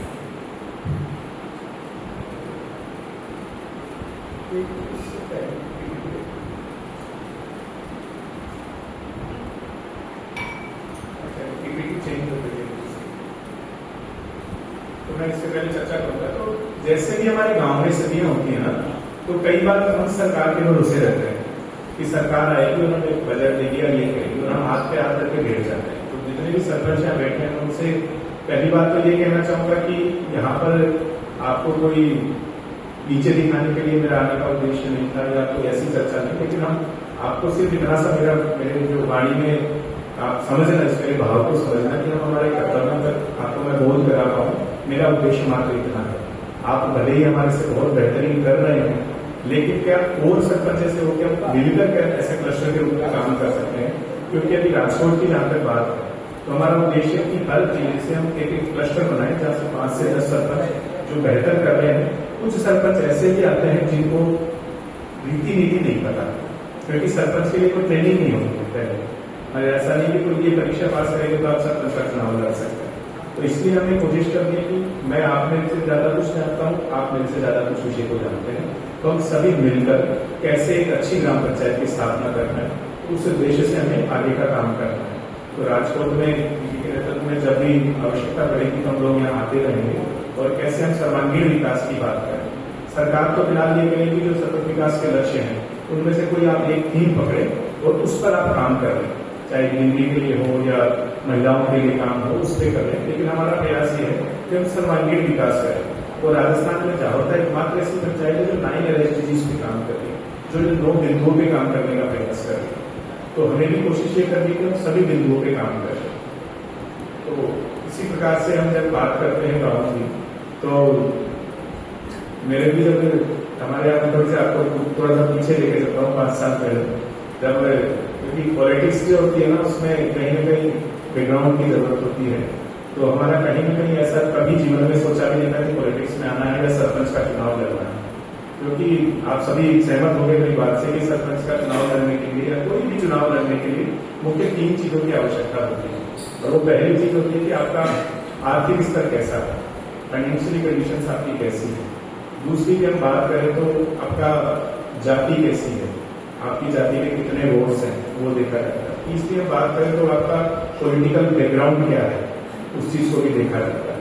लेकिन अगर मैं मेरी बात करूँ तो मैं तीनों में 0 था, लेकिन फिर भी जब हमारी भावना ऐसी थी उस काम के लिए करने की इच्छा थी और हमने एक संगठन बनाया था।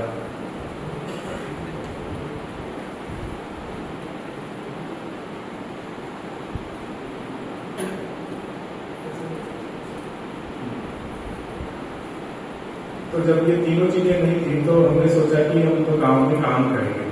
तो हमारे एक बड़ी समस्या थी, हमारे गांव में बंदर हुआ करते थे और बंदरों की संख्या अगर बात बताऊं तो आपको 463 बंदर थे।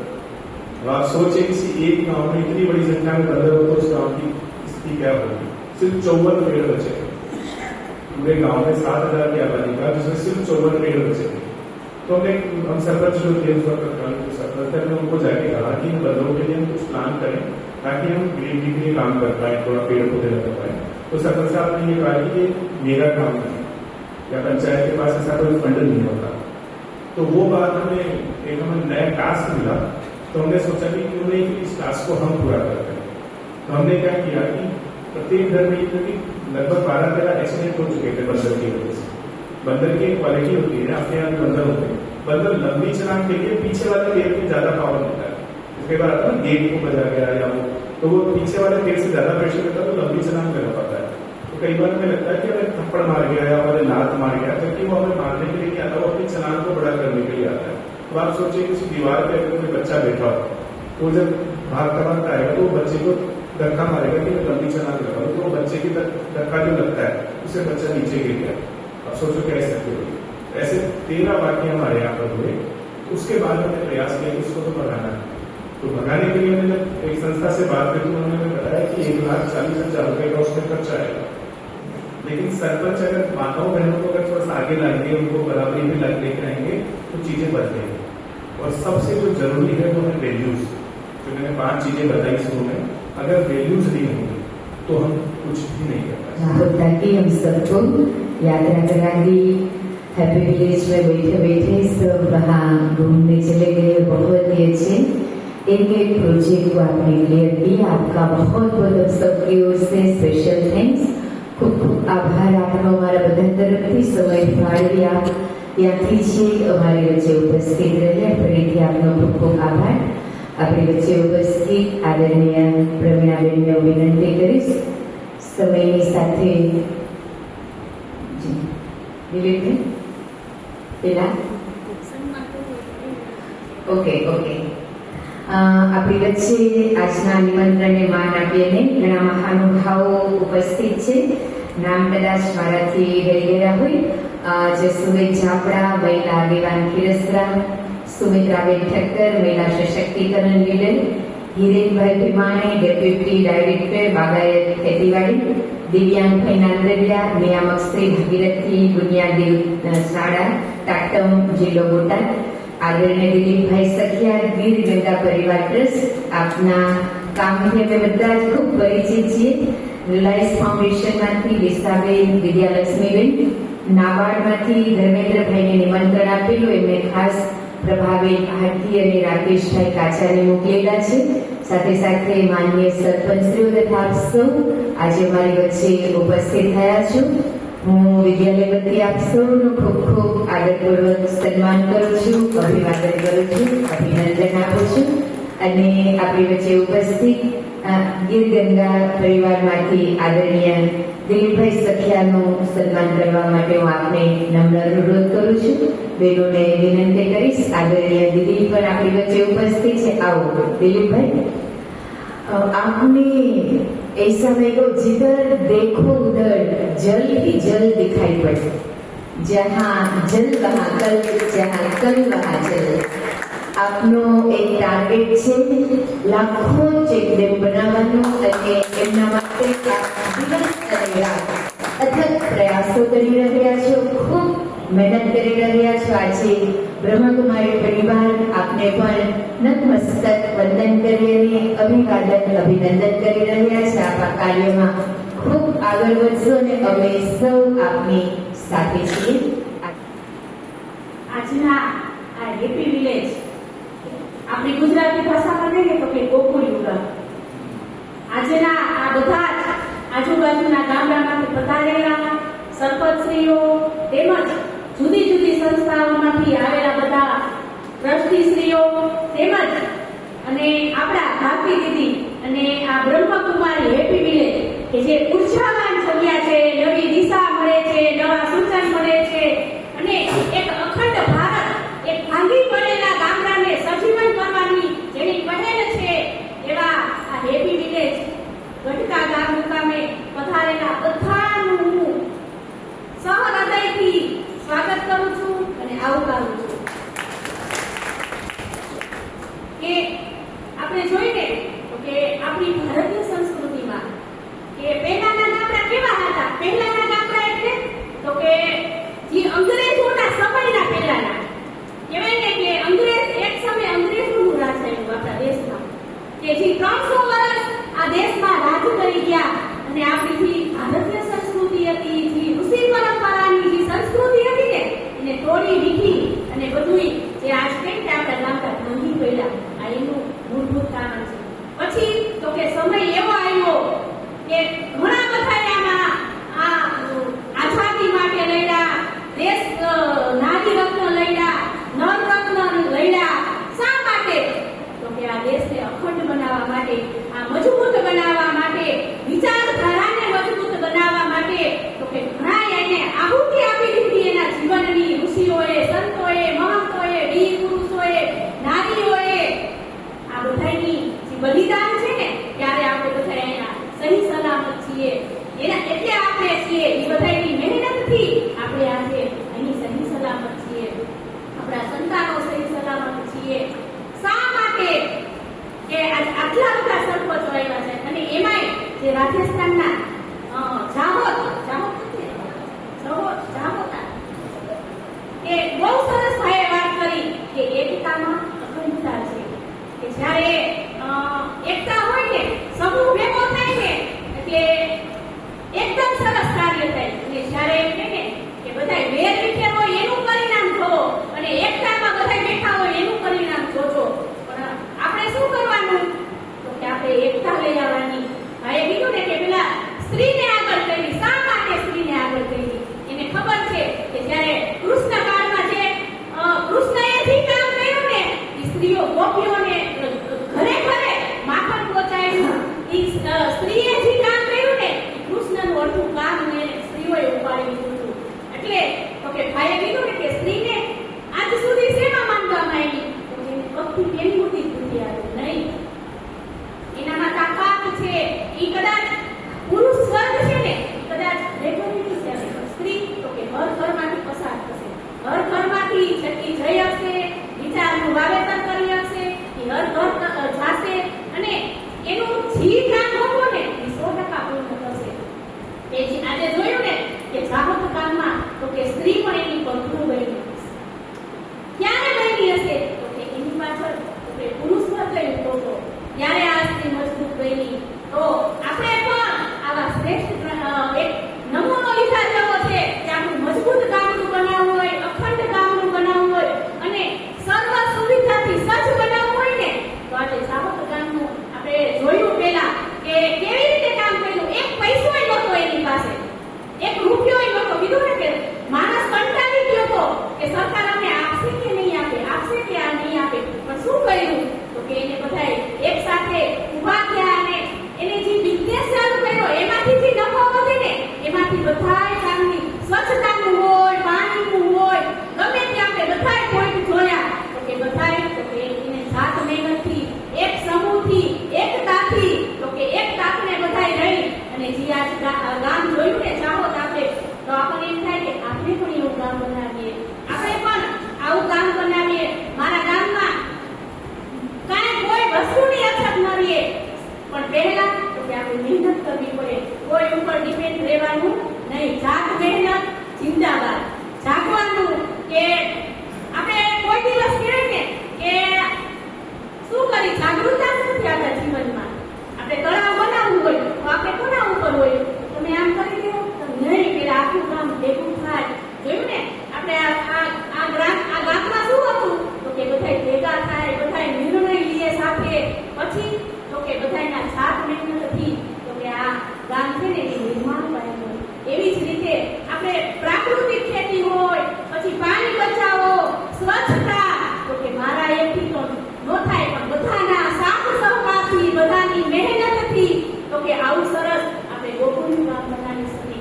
એવા જ આપણા દિલીપભાઈ છે કે એને કેવી જહેમત ઉપાડી છે કે હર ગામ એક ખાલી રાજકોટ જિલ્લો નહીં પણ આખા ભારતમાં એક તલાવડા બનાવવાના જ્યાં જરૂર હોય ત્યાં એના હિટાચીના મશીન, પોતાના માણસો. પણ આપણે તો કે ખાલી ઘણી વખત હું ગીર ગંગાના કાર્યક્રમમાં જાઉં ને ત્યારે ભાઈ વાત કરતા હોય ખાલી અમને પેટ્રોલ ને ડીઝલ જ ભરાવી દેજો છે ને ભાઈ, આ જ હોય છે. બાકી એના બધાય મશીનરી, બધાય માણસો અને આપણી હોય છે, પણ આપણે ઈ બારામાં જાગૃત નથી. આપણે જાગૃતતા લઈ આવવાની, કેમ કે બધાયના સાથ સહકારથી એકથી ન થાય. બધાયના સાથ સહકારથી, સમજણથી, વિચારથી, એકતાથી, એક વિચાર કહેવાય ને કે સંકલ્પમાં શક્તિ છે. આપણે ગમે હું સંકલ્પ કરું કે મારા ગામમાં તળાવ બનાવવું છે, હું સંકલ્પ લઈ લઉં ને તો સંકલ્પમાં શક્તિ છે. મારે તે હું સારું તે કરી શકું, પણ પેલા સંકલ્પ તો મજબૂત કરું કે મારું સ્વચ્છ ગામનું બને, મારા ગામમાં એક તળાવ હોય, વૃક્ષનું વાવેતર હોય, એટલું કે આપણા દેશના યશસ્વી શ્રી નરેન્દ્ર મોદી સાહેબે કેટલા સંકલ્પો કર્યા. આપણે જોયું નહીં હોય કે આવા વડાપ્રધાન આપણને ભારત દેશને આવા યુગ પુરુષ મળ્યા કે બધું જ વૃક્ષરોપણ કે એક પેડ નાખે ના, પ્રાકૃતિક ખેતી, પછી તો કે વૃદ્ધ પેન્શન, કેટલી બધી યોજનાઓ છે. કદાચ હું વાત કરું ને યોજના વિશે તો ઘણો ટાઈમ ગયો જાય, અને તમને બધાને ખબર જ છે કે મોદી સાહેબની યોજનાઓ કેટલી બધી છે. તો આ સરકારી યોજનાનો લાભ લઈ અને આપણે પણ આપણા પગભર થઈ, આપણે પણ જાગૃતતા લઈ આવી અને આ પ્રાકૃતિક ખેતી છે, પછી તો કે વૃક્ષારોપણ છે, અને આ પાણી બચાવો, કે આપણે બધું જ છે. આપણી પાસે સંપત્તિ હશે, 4-5 ફોર વ્હીલ હશે, બધું જ હશે. હું કહું છું, પણ જ્યારે આવનારી પેઢી હશે ને એની પાસે તો કે પાણી નહીં હોય તો શું કરશું? સુખ સંપત્તિના સાધનો તો બધાય હશે, પણ પાણી નહીં હોય તો શું કરશું? તો કે આપણે પાણી પણ બચાવીએ આવનારી પેઢી માટે. જે કુદરત ઘણી વખત આપણી કુદરતે પણ આપણને પરીક્ષા કરતો હોય કે ઓછો વરસાદ હોય ત્યારે, તો કે જ્યારે આપણે આ ધરતી આપણને જે પાણી આપ્યું છે ને એને આપણે જે ઋણ ચૂકવી અને કહેવાય ને કે દાળ રિચાર્જ, કુવા રિચાર્જ, આવી ઘણી યોજનાઓ છે, અને એમાં કઈ ખર્ચોય નથી. એક ખાડો કરવાનો અને એમાં પથ્થર નાખવાના, અને જે વરસાદનું પાણી છે ને એ જમીનમાં ઉતારવાનું. આપણે તો એટલું તો આપણા વ્યસનમાં લઈ જતું હોય છે, હું તો કહું છું, પણ આમાં જાજો ખર્ચો નથી. આપણે પાણી બચાવીએ, જે કુદરતે આપણને અમૂલ્ય ભેટો આપી છે ને, કુદરતે જે આપણને બક્ષિસો આપી છે ને એ આપણે સાચવીએ, પર્યાવરણને સાચવીએ, પાણીને સાચવીએ. આ બધું જ તો કે અમૂલ્ય છે. તો જ આપણે આવનારી પેઢીને મજબૂતાઈથી ઊભી રહેશે, હર પ્રશ્નનો એ સામનો કરી હશે. અને કહેવાય ને કે પહેલું તો કે પાણી છે, તો કે આ પાણી વગર તો કે નકામું છે. ખેતી હોય, ઉદ્યોગ હોય, હર ક્ષેત્રે તો કે પાણીની જરૂરિયાત છે.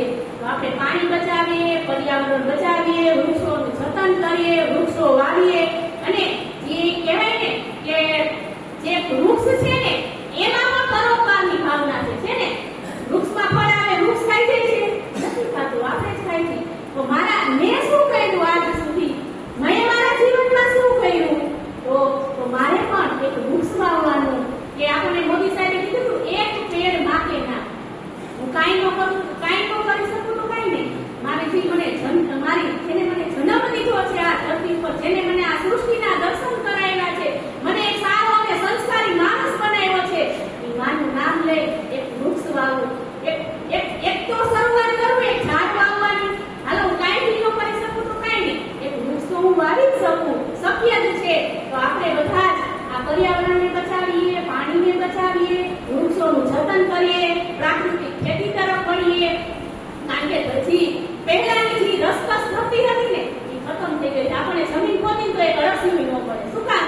કે આપણે દવાનો છંટકાવ જ એટલો કરી દીધો છે ને, તો આપણને કાંઈ એમાં કોઈ ટકતું જ નથી. પેલા તો કે આપણે થોડુંક તમે દાંતેરીથી ખોદો, હું ખેડૂતની દીકરી છું, દાંતેરીથી ખોદીને એટલે અળસિયા નીકળતા. હવે એક અળસિયું જોવા મળતું નથી. એનું કારણ કે આપણે રાસાયણિક દવાનો છંટકાવ કરી દીધો છે. એટલે આપણે જાગવાનું કે છે, આપણે જાગી જાય, પ્રાકૃતિક ખેતી તરફ વળી જાય, અને માં ધરતીને બચાવીએ. અને જે આપણું કહેવાય ને કે મને જન્મથી આવડો મોટો જેને મારું પોષણ કર્યું, મને અડીખમ ઊભો રાખ્યો, કારણ કે શરીરમાં તાકાતની જરૂર છે. એ તાકાત કોણ પૂરી કરે? તો કે અન્ન દ્વારા આપણા શરીરની તાકાત પૂરી થાય. એ માં ધરતી આપણને આપે છે. તો હું પણ એ ઋણને અદા કરું અને પ્રાકૃતિક ખેતી તરફ વળું, ગાય આધારિત ખેતી તરફ વળું, અને માં ધરતીને હું વંદન કરી. અને કહેવાય કે આપણો સ્વભાવ કેવો કે 10 મણ થતું હોય ને તો આપણે કેવી આશા રાખીએ કે ઝટ મારે 50 મણ થઈ જાય. આપણે કઈ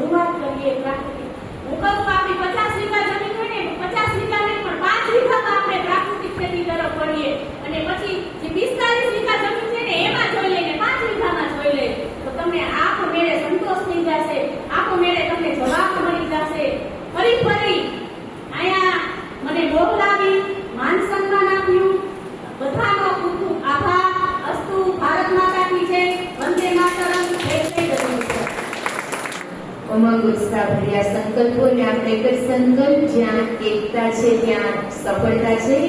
જરૂરથી આપણે સૌ એવો પ્રયાસ કરીએ કે રાજકોટમાં આપણે રાજવીશી ગ્રામની શરૂઆત કરીશું અને એના માટે આપણે સૌ સંકલ્પબદ્ધ થઈએ. સુંદર મજાના વિકસિત કૃષિ સંકલ્પ માટે બધાનો સાથ જોઈએ, સહકાર જોઈએ. ઘણા વખતથી આપણે સાંભળી રહ્યા છીએ. આપણને ફરીથી ગીત અને સંગીતની દુનિયામાં લઈ જવા માટે કુમારી ખુશી અને કુમારી રાહીબેન આવી રહ્યા છે, જે આપણને વિકસિત ગ્રામ્ય, વિકસિત કૃષિ કેવું હોય સુંદર મજાના ગીત સાથે સાથે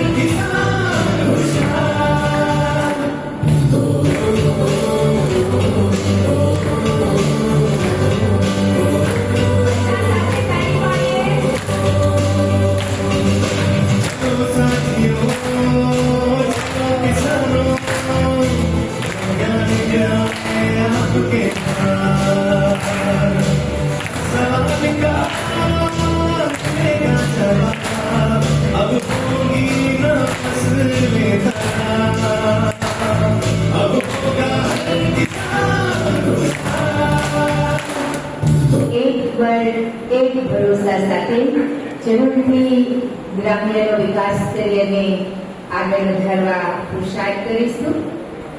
આપણી વચ્ચે ઉપસ્થિત છે દિવ્યાંગભાઈ નાંદરિયા. આપણી અહીંયા બ્રહ્માકુમારીમાં મોરબી અને વડીલ એવા ભારતીજી, આપ સૌ જુદા જુદા શહેરોથી ઉપસ્થિત સરપંચગણ, આગેવાનો, શૈક્ષણિક સંસ્થાના ટ્રસ્ટીઓ અને એનજીઓના કાર્યકર મિત્રો, ખૂબ ખુશી થાય છે. આજે જણાવતા આનંદ પણ થાય છે કે કંઈક નિસ્વાર્થે આપણે કંઈક કરવા માટે અહીંયા ઉપસ્થિત થયા છીએ. એ આપણી આ જનસંખ્યા છે ને બતાવે, અને એના માટે હું મારો આનંદ વ્યક્ત કરું છું. સાથે સાથે અહીંયા જામોદા ના સરપંચશ્રી બેઠા છે, આપણે તાળીઓથી બિરદાવવા પડે. મિત્રો, આ કોઈ કામ નાનું સૂનું કામ નથી, પણ સૌથી જે અગત્યનું દાન છે સમયદાન, એ આજે સરપંચ તરીકે ભાઈ આપ્યું છે. ભલે રાજસ્થાનની અંદર હોય પણ ગુજરાતની અંદર આપણને એક મોડેલ મળ્યું છે કે ગામને કયા સ્થાને પહોંચાડવું, લોકો પાસેથી કેમ કામ લેવું અને કેમ સારામાં સારી કામગીરી કરી અને આગળ વધવું. માત્ર આપણે સરકાર ઉપર આશા રાખીને બેસી રહેશું, કઈ કરશું નહીં, તો કોઈ ગામડાનો વિકાસ શક્ય નથી. આજે અમે ગામડામાં કામ કરીએ છીએ. મને જણાવતા આનંદ થાય છે કે બુનિયાદી શિક્ષણનો વ્યાપ ધીમે ધીમે વધતો જાય છે. સરકારશ્રીએ છે એ નવી શિક્ષણ પદ્ધતિ છે, એ નવી શિક્ષણ પદ્ધતિ એટલે વેલ્યુ બેઝ એજ્યુકેશન, અને આ વેલ્યુ બેઝ એજ્યુકેશન છેલ્લા 34 વર્ષથી બાળકોને આપી રહ્યા છે. અમારી શાળાનો બાળક 3 કે 4 વર્ષ ત્યાંથી ભણી અને પસાર થાય એ ભારતના કોઈ પણ ખૂણે ક્યાંય પાછો ના પડે. અને મને આજે અહીંયા અહીંયા ભાઈ શ્રી તુષારભાઈ અને ભારતી દીદીના આમંત્રણથી આવવાનો મોકો મળ્યો. હું મારી સાથે મારા 15 જેટલા વિદ્યાર્થીઓને પણ લાવ્યો છું કે જે ભવિષ્યની અંદર સરપંચો બનવાના છે, ગામના આગેવાનો બનવાના છે. આ શાળાની જે અમારી ખાસિયતો છે, કેટલીક ખાસિયતો છે, હું તમને જણાવવા માંગુ છું કે બુનિયાદી શિક્ષણ એ ગાંધીજીના નઈ તાલીમ આધારિત સંસ્થા છે. એના વિચારોને આધીન ચાલતી સંસ્થા છે.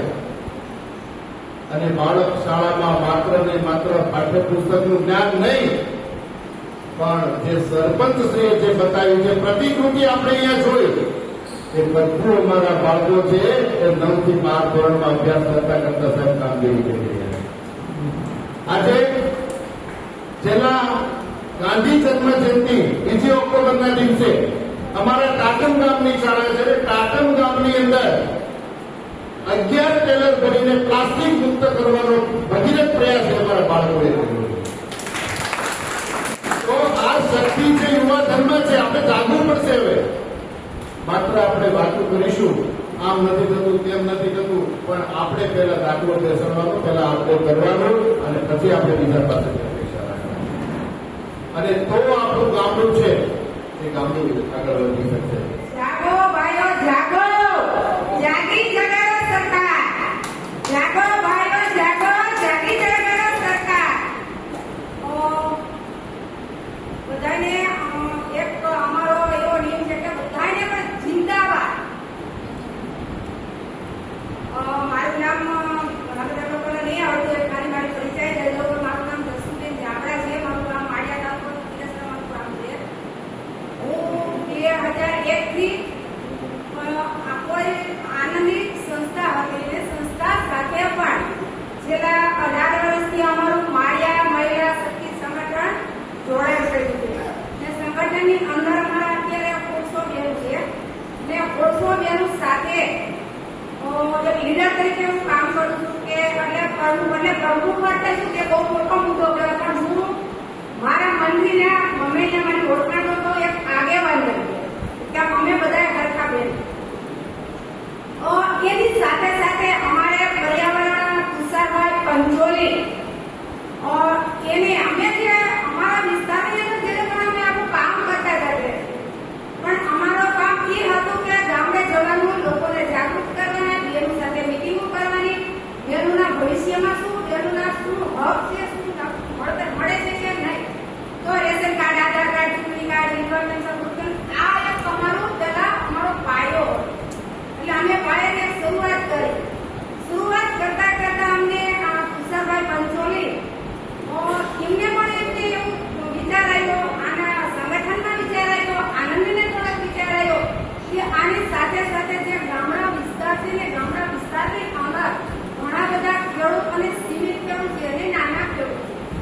તો આપણે એવું વિચારીએ કે જે અમારી પરંપરા હતી, જે અમારા વડવા જે ખેતી કરતા હતા, એ ભૂલાઈ ગયું એટલે લોકોને અત્યારે જે આ નવી પેઢી છે એને લોકોને કોઈને કરવું નહોતું. એટલે આ લોકોને એવું હતું કે આજ વાવીને કાલ લઈ અને તાત્કાલિક ઉભો કર્યો. તો પણ અમારા સંગઠનને તમે વિચાર મૂકો સુમિત્રાબેન સાથે અને તુષારભાઈ સાથે કે આની સાથે સાથે જે એક ગામમાં 25 બહેનો, 30 બહેનો, 40 બહેનો, 50 બહેનો છે, તો એમાં ઘણા પણ ભાઈઓને પછી બોલાવે, પણ આપણી જે બહેનો છે તો બહેનોથી શરૂ કરીએ. તો અમે એક નક્કી કર્યું કે એક બહેનને 1 એકરમાંથી સજીવ ખેતી કરવાની. અને અમારી ભાષામાં મેં સજીવ ખેતી કહેતા, પણ અત્યારે આપણે અલગ અલગ ઓર્ગેનિક જે ખેતી કરવાની વિચાર આવ્યો, તેની સાથે સાથે અમને એવું લાગ્યું કે ભાઈ ઘણી બધા બહેનો ગામડાના અમારા બહુ દેશી ભાષામાં જ બોલતા હોય, જે અમે બીજી ભાષા આપણે કહેવાની તો અમારે બહેનોને પૂછવા આવે કે આને શું કહેવાય. તો અમે નક્કી કર્યું એવા પણ આજની જો તારીખની અંદર અમે ગણતરી કરીએ તો અમારા 200 ખેડૂત એવા ઉભા થયા છે કે લોકો 18 વીઘામાંથી શરૂ કર્યા હતા. સજીવ ખેતી પંચગડીઓ અમે બનાવીએ છીએ, ઘરે બનાવીએ છીએ, ઇન્ટિરેટર બનાવીએ છીએ, ઘણા બધા પ્રકારના જે દેશી જે ઝાડવા કે લીમડો, આંકડો, ધતુરો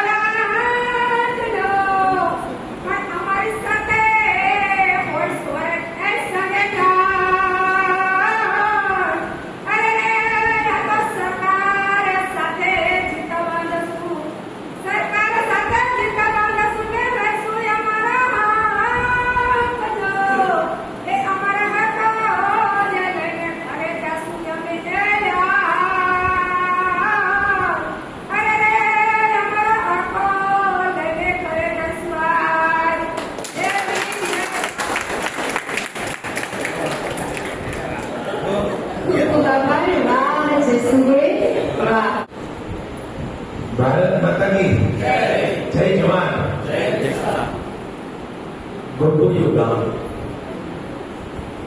ઘણા બધા મહાનુભાવો આજે અહીંયા પધાર્યા છે. અમારા આદિવાસીમાં ખૂબ સરસ મજાનું ગામ છે. આ સમજ્યા મિત્રો, હું પણ એક ખેડૂતનો દીકરો છું. હાલ પણ ખેતી સાથે જોડાયેલો છું. મારી પાસે પણ 200 કિંમતી ગાયો છે. પણ જ્યારે આ સંસ્થાની અંદર જ્યારે કૃષિ અને ગાયોની અને પ્રકૃતિ અને વિકાસની જ્યારે વાતો ને ત્યારે આપણે યાદ કરતા હોય. આજે તો પેલા સંસ્થાનો આભાર માનું છું કે એક મંચ ઉપર આ વિચારને ગતિ આપવાનો પ્રયત્ન કર્યો છે. ખૂબ ખૂબ ધન્યવાદ. ખેડૂતનો દીકરો અને ખેડૂત આગેવાન સાથે સૌરાષ્ટ્રની ધરતીના ખેડૂતોના અને ગામડાના કોઈ કોમન પ્રશ્ન મને દેખાડો ને તો એ દેખાડશે પાણી. હમણાં જ જે બેનનું વક્તવ્ય પૂરું થયું ને એને 5 મિનિટમાં 4 વખત બોલ્યા કે અમારી ધરતી સૂકી છે, અમારી ધરતી સૂકી છે. એવરેજ સૌરાષ્ટ્રની ધરતીમાં 30, 40, 50 ઇંચ વરસાદ પડે છે. પરંતુ આપની ધરતી પથાર અને ડુંગરાળ છે. નજીકમાં 1200 કિલોમીટરનો દરિયો પડ્યો છે સૌરાષ્ટ્રના ભાગમાં. એને હિસાબે 80 થી 90% પાણી દરિયામાં વહી જાય છે. આ પાણી આપણે ભોગવવાનું છે. ગામડાની અંદર, વિશ્વની અંદર એક પણ એવો વ્યક્તિ પેદા નથી જે કોઈ પાણી બનાવી શકે. અને નાનાથી માંડીને મોટા કોઈ પણ કામની શરૂઆત કરો કે જે પાણી વિના નહીં થાય. અને વિશ્વનો ઉત્તમમાં ઉત્તમ કોઈ મોટું સારામાં સારું કોઈ ફૂલ હોય ને તો એ વરસાદનું પાણી છે. આવો કિંમતી પ્રસાદ ઈશ્વર આપણી ઘરે દેવા આવે છે અને આપણે એને રોકતા. આખું સૌરાષ્ટ્ર અત્યારે ભાડાના મકાનમાં રહે છે. આપણે 100% નર્મદા ઉપર નિર્ભર છે. નર્મદા ડેમમાં જે પણ પાણી આવે એનો 98% પાણી મધ્યપ્રદેશમાંથી આવે. વિચારજો, અહીંયા વરસાદ પડે પાણી આપણે ક્યાં જવા દેશે? દરિયામાં. અને મધ્યપ્રદેશમાં વરસાદ પડે પાણી ક્યાં જોઈશે? ઘરમાં જોઈએ. વિચારો આપણે કેટલા બુદ્ધિશાળી છે. આપણે આટલું પાણી કેમ ન બચાવીશું? સારા ઉત્પાદન જોજો, 3 સિઝન લેવાતી હોય ને ગામડાની વાત છે. ખેડૂતોને 3 સિઝન થઈ જાય ને, 3 સિઝન પાકે પૂરતું પાણી મળી જાય ને એટલે બીજા પ્રશ્નો સામાન્ય થઈ જશે. હું ખેડૂતનો દીકરો, ખેડૂત આગેવાન, અમે નાના મોટા આંદોલન કરતા. તો આપણા સૌરાષ્ટ્રની ધરતીમાં જે મોટા ડેમ હતા ની આજુબાજુના ખેડૂતો ક્યારે આંદોલનમાં ભાગ લીધો? બહુ વિચાર કર્યા પછી મને એમ થયું કે ઘણા બધા પ્રશ્ન ખેડૂત ભૂલી જાય છે. પૂરતું પાણી લઈ જાય ને તો એમાં મહેનત કર્યા. તો એ પાણી તો ઈશ્વર ઘરે આપવા આવે, આપણે રોકતા નથી.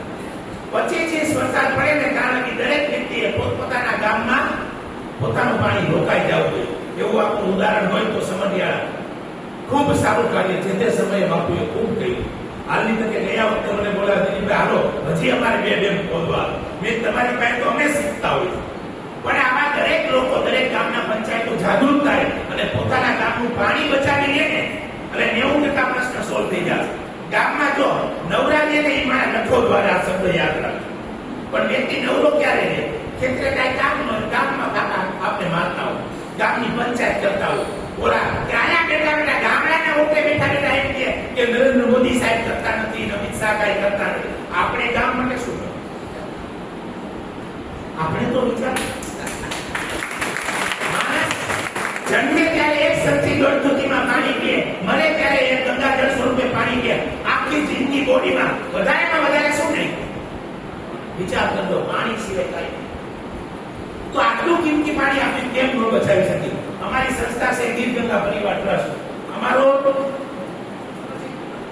અમારો એક જ વિષય છે કે વરસાદનું એક પણ ટીપું પાણી દરિયામાં જવા દેવું નથી. એટલે અમે લોકોને જગાવી કે છોકરાના જન્મદિવસમાં ડેમ બનાવી, લગ્ન તિથિમાં ડેમ બનાવી, વડીલોની યાદમાં ડેમ બનાવી, નાના મોટા ચેકડેમ અને તળાવો બનાવી અને આપણે સ્વનિર્ભર કેમ ન બની શકીએ? મિત્રો યાદ રાખજો, હું ગામડાના પ્રવાસે જવામાં ઘણા બધા આગેવાનો હશે. ગામડાઓની અંદર સમાજ બની ગયા હોય, ગેટ બની ગયા હોય, જોજો યાદ રાખજો, ચબૂતરા બની ગયા હોય, મસ્તીની સમાજ બની ગયા હોય, નાના મોટા મંદિરો બની ગયા હોય. તો જળ મંદિર કેમ ન બની શકે? વિચારવાની વાત છે. હું ગામડાઓની અંદર મોટા મોટા મંદિરોમાં કરોડો રૂપિયાનો ખર્ચો કર્યો હોય અને પૂજારી આરતી ટાણે પૂજારી જોડે નીકળો હોય આરતી ઉતારવાના છોકરાને બોલવા ન્યાને ઘર મૂકવું પડે કે વગાડવાળા મળતા નથી. વિચારવાની વાત છે. સ્મશાન કે મહિના પછી સ્મશાને પણ મજા આવી. એવી નંબર 1 સ્મશાન બનાવો. અને જ્યારે ચેકડેમ અને તળાવની વાત થાય ને તો આપણે એવું વિચારી કે આ કામ સરકાર, આ જ મોટામાં મોટી આપણી નબળાઈ છે, આ જ કામ આપણું છે. બરાબર. આ શરૂઆતથી આપણે અલગ અલગ વક્તાઓને આજે સાંભળ્યા. આપણા ગામમાં શું શું કરી શકાય એના માટે પ્રેરણાદાયક ચીજો કેટલી છે. એક બે સરસ વાત કરી, સરપંચ કરી વાત રાજસ્થાનની. બરાબર. તો આ એક લાઈવ મોડલ તૈયાર થયેલા છે. પછી અલગ અલગ એક્સપર્ટ્સને બોલાવ્યા. એમાં 2 થી 3 વસ્તુઓ હું જણાવી દઈશ. અત્યારે હું બાગાયત ખાતામાં કામ કરું છું. તો બાગાયતની અંદર 450 થી વધારે પાક આવે. કેટલા એ આપણે ખ્યાલ હોતો નથી. બાગાયત એટલે આપણે ખૂણામાં એક નાનું બચ્ચું સમજવું, પણ હકીકતે આપણે જે પાકો ઉગાડી છે તેમાં એની અંદર 5, 10, 15 નામ આપણે માનવા પડે. નો ડાઉટ 450 માંથી 450 પાક આપણે એરિયામાં થતા પણ નથી. કોમર્શિયલી 2 વસ્તુ આપણે ખાસ કરીને ધ્યાન રાખીએ જ્યારે આપણે ઉદ્યોગ સાહસિકતા. હકીકતે મોટામાં મોટું મોટિવેશન કઈ હોય? મની. જ્યારે કોઈ વસ્તુને આપણે આર્થિકરણ સાથે જોડી દઈએ તો આપણને કે જવું ગમે. બરાબર. સરકાર કાલ સવાર જેને કહી છે પગાર આપતું નહીં તો અમે લગભગ જાય ન જાય. સિમ્પલ વસ્તુ છે, બેઝિક રિક્વાયરમેન્ટ છે દરેક વ્યક્તિને એ છે મની. જ્યાં સુધી આપણે આર્થિકરણને એમાં કન્વર્ટ નહીં કરીએ કે કોઈ પણ ચીજ આપણે એક્ટિવિટી કરવાની છે એટલે પેલું છે એમાં કે આર્થિકરણ કઈ રીતનું છે. માત્ર ખેડૂતને ખબર નથી પડતી એવું નથી, એવું હકીકતમાં હોતું નથી. જે લોકો ફાઇનાન્શિયલ ઇન્ડસ્ટ્રી સાથે જોડાયેલા ના હોય એવો કોઈ પણ ઉદ્યોગ સાહસિક પકડી લો, કોઈ પણ અલગ શિક્ષક પકડી લો, કોઈ અધિકારી પકડી લો, જેને ફાઇનાન્શિયલ નોલેજ હોતું નથી, એ પોતાની એક્ટિવિટી અથવા નવી કોઈ એક્ટિવિટી કરવી છે તો એનું આર્થિકરણ એની પાસે પણ ગણિત હોતું નથી. એટલે વારંવાર મંચ ઉપરથી ઘણી વાર કહેવામાં આવતું કે ખેડૂતોને ખબર હોતી નથી, એવું હોતું નથી. દુનિયાનો 90% ઉપરના વર્ગને આર્થિકરણની ખબર હોતી નથી. બીજી વસ્તુ, ક્લસ્ટર બેઝ કામ કરવાનું થાય છે. આજે અમને કહ્યું કે જાપાનની અંદર કપડા મોકલતા તૈયાર, બીજી એક ઘણી એક્ટિવિટીઝ એ લોકો પ્રોડક્શન કરે છે. બરાબર છે. તો આપણી પાસે આપણી સ્ટ્રેન્થ શું છે? આપણે હકીકતે આપણા ગામ આજુબાજુમાં લોકલ કઈ કઈ ચીજો થઈ શકે છે પ્રોડક્શન, એને આઈડેન્ટિફાઈ કરીએ. એ વાતાવરણમાં નવી કઈ ટેકનોલોજી થકી નવી પેદાશો કઈ લઈ આવી શકીએ છીએ એ આઈડેન્ટિફાઈ કરીએ. આ ઉપરાંત એની ક્વોલિટીની ગુણવત્તાઓ. બરાબર. આજે દિવસે દિવસે અત્યારે હાઇજેનિક થતું જાય છે ખોરાક. હાઇજેનિક એટલે કે જ્યારે પણ માત્ર ભાવ લેવાની વાત નથી. આજે આમના કપડા જાપાનમાં એ કે કંઈક તો ક્વોલિટી હશે ને, ખ્યાલ આવ્યો? આજે જાપાનની અંદર એમના કપડા જ્યાં તો કંઈક તો ક્વોલિટી હશે, ટેરેલિંગ તો નહીં જોઈએ, ટેરિકોટ તો નહીં જોઈએ. કેવળ મતલબ આ વસ્તુ છે કે એમને એક્સપોર્ટ લીધી હશે, કોઈ વ્યક્તિ પાસેથી બોલી લેવા નથી. બરાબર. આપણે જે આજે તમે સરપંચ છો, બરાબર, તમારી સ્ટ્રેન્થ શું છે? અમુક વોટ લીધા પછી તમે અહીં આવ્યા છો ને, એનો મતલબ કે ગામમાં 50% કે એથી ઓછા કે એથી વધારે લોકો તમને માને છે. આજે જે મોડલ જે રિક્વેસ્ટ કરશો એમાંથી 5, 15, 20% લોકો તમને સાંભળશે. એમાંથી એ મોડલ બનાવીને એક વ્યક્તિ 10 વર્ષે સફળ થાય એટલે ઘણું છે. બરાબર. તો વાત કરીએ કે બાગાયતના પાકોની, આમાં જેવી આપણે કહેવાય કે કોઈ ડોક્ટર લઈ જાવ તો એ માણસની અંદર શું તંદુરસ્ત છે કે નથી એ શું પાવે. બરાબર. મારું નામ લીસાબેન છે અને રાજકોટ ડિસ્ટ્રિક્ટમાં રિલાયન્સ ફાઉન્ડેશન સાથે રેગામાં આજે ડીપીએમ ડિસ્ટ્રિક્ટ પ્રોજેક્ટ મેનેજર તરીકે કામ કરું છું. મારું ગુજરાતી થોડું બહુ ખરાબ છે, એટલે ગુજરાતી નથી, પણ ગુજરાતમાં હું છેલ્લા 18 વર્ષથી મારી સેવા આપું છું. તો કોઈને ખબર ના પડે કે ભૂલચૂક થાય તો પહેલાં તો માફ કરી દેજો. એટલે રાજકોટમાં અમે લોકો છેલ્લા 10 વર્ષથી અમે કામ કરીએ છીએ. રિલાયન્સ ફાઉન્ડેશન શરૂઆતમાં ડાયરેક્ટ કામ કરતું હતું ગામડાઓ સાથે, પણ અમને એવું લાગ્યું કે અમે જે કામ કરીએ છીએ તે પ્રોજેક્ટનું નામ છે રૂરલ ટ્રાન્સફોર્મેશન. રૂરલ ટ્રાન્સફોર્મેશન મતલબ ગામમાં પરિવર્તન કેવી રીતે લાવવું. જે કે અત્યારે જે જાગૃતિ જે સાહેબ આવ્યા છે, સરપંચ સાહેબ, જે પણ ગવર્મેન્ટ ડિપાર્ટમેન્ટ, જે પણ પ્રમુખમારીઓ, જે લોકોનો જે ગોલ છે, મને લાગે અમારો પણ એ જ ગોલ છે કે ગામના વિકાસ કરવો અને ગામમાં બદલાવ લાવવો. તો એ કામ આપણે કેવી રીતે કરી શકીએ? અને આના માટે હું ધન્યવાદ આપું પહેલા પ્રમુખમારીના જે પણ ટીમ છે, કારણ કે એ લોકો એક મસ્ત પ્લેટફોર્મ ઊભી કરીએ છીએ જ્યાંથી આપણે બધા ભેગા થયા છે. અને સરપંચ હોય કે ગવર્મેન્ટ ડિપાર્ટમેન્ટ હોય કે આ પંચાયતના કોઈ પણ અનુભવી લોકો હોય, આપણે બધાને એક જ ગોલ છે કે આપણે ગામમાં વિકાસ થાય અને ગામમાં પરિવર્તન આવે. તો આ પરિવર્તન ખાલી રિલાયન્સ ફાઉન્ડેશન કે મારા સાથે જે સંસ્થા જોડાયેલો છે SSK અને સવારજ એ લોકો એકલા કરવાથી ના થાય. જ્યાં સુધી આપણે બધાનો સહયોગ એક ગામ પ્રતિ ના જાય ત્યાં સુધી કોઈ પણ બદલાવ આવવાની શક્યતા નથી. અને સૌથી મોટી જે ભાગીદારી જોઈએ એ ગામના લોકોનું જોઈએ સહભાગિતા. તો અત્યાર સુધી અમે જે કામ કર્યા છે અમે ગામના લોકોનું સાથે રાખીને જ અને એને એક ઇન્સ્ટિટ્યુશન બનાવીને અમે કામ કર્યા છે. તો કાલે અમારે એક સ્ટ્રેટેજી પર અમે વાત કરતા હતા કે આગળ અમે વધીશું તો કેવી રીતે વધીશું. પહેલા તો એ છે કે આપણે બધાને ડ્રીમ છે કે નહીં ગામના વિકાસ કરવું. હા કે આપણે જોરથી હો બોલો તો મજા આવે. હા છે, મને હજી આવાજ નથી આવ્યું છે, હજી આવાજ નથી આવ્યું છે. તો એ વિકાસ માટે આપણે બધાના સાથે રહીને કામ કરવું પડશે. આજે બ્રહ્માકુમારી સંસ્થા મારફત ગ્રામ વિકાસ સબ્જેક્ટ ઉપર આધારિત સેમિનારમાં સબ્જેક્ટ છે ગ્રામ વિકાસ. ગ્રામ વિકાસ એક અટપટો શબ્દ છે. આપણે એમાં ગ્રામ વિકાસ કેવો સમજી શીખ્યા છીએ એક પ્રશ્ન છે. સરકાર પણ હું માનું છું કે મને એવું સરકાર છે સરકાર પણ ગ્રામ વિકાસને પૂરી રીતે સમજી શકી નથી. ગામડાને જ્યાં સુધી પૂરી રીતે તમે સમજી ન શકો ત્યારે પહેલા બધી વાત કરો એટલે એ બધું અસ્થાને છે. જ્યારે કોઈ સારું વક્તા પણ બહુ સારી વાત ડિલિવરી કરશે તો એવું ન માની લેવું કે સારું કાર્ય કરતા હોય, સારું ભાષણ આપણે કરી શકીએ. પણ જ્યારે પ્રેક્ટિકલી ગ્રાઉન્ડ ઉપર કામ કરવું હોય ત્યાંથી અલગ વાત ઊભી થતી હોય છે. હમણાં જ્યારે ભાઈ શ્રી દિલીપભાઈ ગીર ગંગા ટ્રસ્ટ મારફત જે પાણીનું કામ કર્યું ખરેખર પ્રેક્ટિકલી કામ કરે છે. થિયરિકલી વાત કરી તો કેન્દ્ર વિશે તમે આટલા થિયરિકલ વાત કરી શકે, પરંતુ ખરેખર વાસ્તવમાં ગ્રાઉન્ડ રિયાલિટી પર જ્યારે કેન્દ્ર બનાવતા હોય ત્યારે ખરેખર એ લોકોએ તો પ્રેક્ટિકલી કામ કરેલું. એવું જ એક સદભાવના ટ્રસ્ટ છે જે એન્વાયરમેન્ટમાં કામ કરે છે, વૃક્ષોમાં. એ પણ એક સરળ કામ છે. ઘણી વાર NGOs ગ્રામ વિકાસ માટે કામ કરતા હોય છે. એના કર્મચારીઓ BRS કે MSW અભ્યાસ કરેલો હોય છે. એ લોકો કોપી મૂકતા મોટા ભાગે ડેવલપમેન્ટ ડેફિનેશન ઓફ ડેવલપમેન્ટ એટલે એની વ્યાખ્યા મુજબ કામ કરતા હોય. પણ મારું કેવું છે કે everything is not written in a book. કોઈ પણ વસ્તુ સંપૂર્ણ વ્યાખ્યા બુકમાં લખેલી હોતી નથી. એના માટે પ્રેક્ટિકલ ગ્રાઉન્ડમાં જવું પડે. જ્યારે તમે કોઈ પણ ગ્રાઉન્ડમાં કામ કરો ગ્રામ વિકાસ મેળવો આપણે વાત કરીએ એક અટપટો શબ્દ છે. હવે એક મને બીજા અસમંજસ એમાં એવું છે કે 9 થી 1 વાગ્યા સુધી તમારું માનસિક તમે થાકી ગયા છો.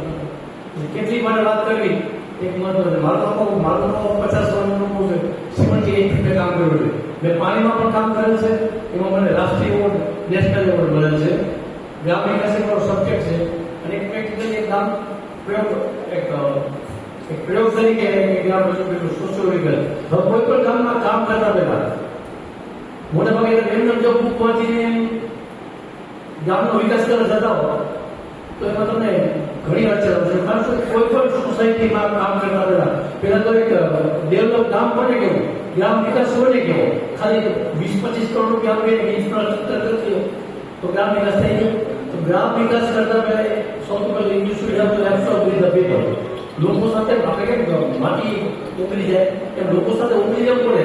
ત્યાંનું સોશિયલ સ્ટેટસનો અભ્યાસ કરવો પડે, ત્યાંની હિસ્ટ્રી અભ્યાસ કરવો પડે, ત્યાંની પોલિટિકલ સ્ટેટસ. તમે એપ્લિકેશન કામ કરો ગામમાં પોલિટિકલ એટીટ્યુડ ગામનો શું છે, ગામનું સોશિયોલોજીકલ કઈ કાલક્રમમાં વેચાયેલું છે, 2 કાલક્રમ તેનો સમન્વય શું છે એનો અભ્યાસ કરી તો સીધું તમે કામ કરશો તો મને લાગતું સક્સેસ 100% મળે. કારણ કે હું તમને એટલા માટે વાત કરું છું મેં આ બધા પ્રયોગો રાજ્ય વગેરેમાં કરેલ છે. હું તો 78 ત્યાં સુધી મને જે અનુભવ થયો શું કરવું જોઈએ. કારણ કે સોસાયટીમાં કોઈ પણ કામ કરતા પહેલા હું સોસાયટીના 3 ભાગમાં વહેંચું છું. આ સોસાયટીમાં પહેલા 10% લોકો, પછી બાકીના 80% લોકો, છેલ્લા 10% લોકો. તો પહેલા 10% લોકો there are genuine people, they want to do something, કંઈક કરવા માંગે છે. આ 10% લોકો 80% લોકો છે ને એ બધું ક્રિટિસાઇઝ કરે છે. શું કરે છે, કેમ કરે છે, આ લોકો સારા છે ના ખરાબ છે, ખાલી ક્રિટિસાઇઝ કરે. તમને મદદ પણ નહીં કરે, તમને નુકસાન પણ નહીં પહોંચાડે. ત્યારે જ આવી રિવાઇવ સંસ્થા આવા પ્રોગ્રામનું આયોજન કરતા હોય છે. આજે જ્યારે આ પ્રોગ્રામનું આયોજન થયું છે ત્યારે ચોક્કસ કાયમ આપણી સાથે છે અને આવા સારા કાર્ય થશે જ એવો મને વિશ્વાસ છે. હવે જ્યારે નાના હતા ત્યારે સ્કૂલમાં ભણતા ત્યારે અમારા ભૂમિતિના એક ટીચર એવું કહેતા કે જ્યારે દાખલો આવડે ત્યારે ગો ટુ બેઝિક, એટલે કે મૂળમાં આવડે. અત્યારે જ્યારે કંઈ સૂઝતું નથી ત્યારે બધાએ મૂળમાં આવવું જ પડશે. મૂળમાં એટલે ગામડું, એ ગામડામાં આવવું જ પડશે અને આ ગામડાનો ઉદ્ધાર થશે તો જ રાષ્ટ્રનો ઉદ્ધાર થવાનો છે. 100% વાત છે. અને એ કોરોનામાં આપણને ખબર પડી ગઈ છે કે બધા ગામડામાં રહેતા હતા અને બધા કોરોનાથી એ બચી શક્યા છે. હવે બીજી વાત એ કરવાની હતી જે અત્યારે બહુ સિરિયસ છે. મેડિકલ પ્રોફેશન સાથે જોડાયેલો છું એટલે ખાસ આ વાત મારે કરવી છે કે ગો ટુ બેઝિક. તો આપણા વિચારમાં પણ આપણે ધ્યાન રાખવાની જરૂર છે કે આપણા વિચાર શુદ્ધ કરવા અને એની સ્વચ્છતા રાખવી અને એનું સ્વાસ્થ્ય રાખવું. કારણ કે અત્યારે એટલું બધું સ્ટ્રેસ, અમે અત્યારે અમારા દવાખાનામાં 4 ડૉક્ટર છીએ અને અમે એટલું બધું ડિસ્ટર્બન્સ વાળા પેશન્ટ લઈએ છીએ. ડિપ્રેશન, પેનિક અને વાત ચલાવ્યો એની જે ગરજ હોય ને એના કરતાં 80% તો સ્ટ્રેસથી રહેવા હોય. એટલે અમે એને વધારેમાં વધારે સ્ટ્રેસથી ટ્રીટમેન્ટ કરતા હોઈએ છીએ. જેની કમ્પ્લેન હોય છે ઓટોમેટિક મટી જતી હોય છે. બીજી વસ્તુ ખોરાક. ગો ટુ બેઝિક મેં વાત કરી તો એ આપણા પૂર્વજો જે આપણો ખોરાક લેતા હતા ને એમાં જવાની જરૂર છે. આપણે જે આપણો ઓરિજિનલ ખોરાક, તમે જુઓ બાજરો ગોતવા નીકળવું પડે છે, કોઈ બાજરાની ખેતી નથી કરતા. ગામડામાં ગોતવા નીકળવું પડે છે મારે બાજરો ખાવો હોય ને તો શું કામ? કારણ કે ખોરાક અલુપ્ત થતો જાય છે. બધા ફાસ્ટ ફૂડ પર આપણે ચર્ચા કરીએ છીએ.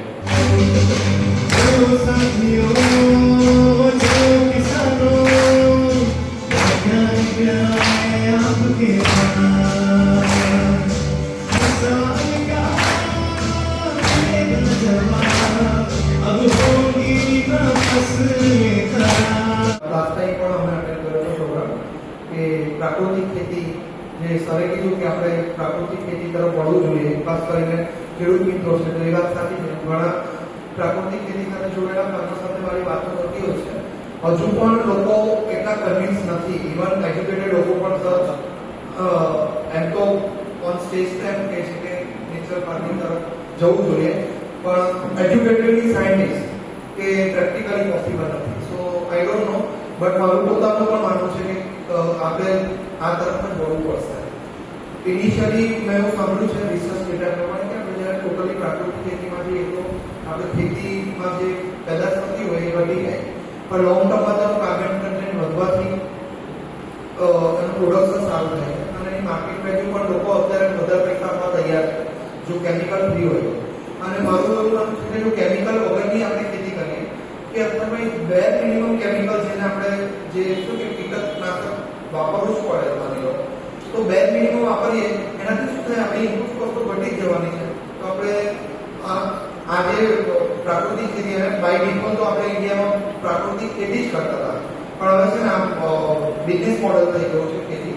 સો એટલીસ્ટ ખાવાની વસ્તુ તરફ આપણે જો નેચરલ ફાર્મિંગ તરફ વધી જઈએ તો આપણા માટે લોંગ ટર્મમાં આપણી જે આવનારી જનરેશન છે સરે કીધું આઈડિયા એવી રીતે કેન્સર તો કેટલા બધા કિસ્સા સાંભળ્યું, મતલબ કે કોઈ કેન્સરના કિસ્સા ફેમિલીમાં લોંગ રિલેટિવ્સમાં. તો આ બધું જે આપણે ફૂડ પ્રોસેસ ફૂડ ખાઈ રહ્યા છે તો પડે સરે કીધું પ્રમાણે અને કેમિકલ વાળું તો જે મુશ્કેલ ફાર્મર ફૂડ છે તો આપણે એના તરફ વધીએ.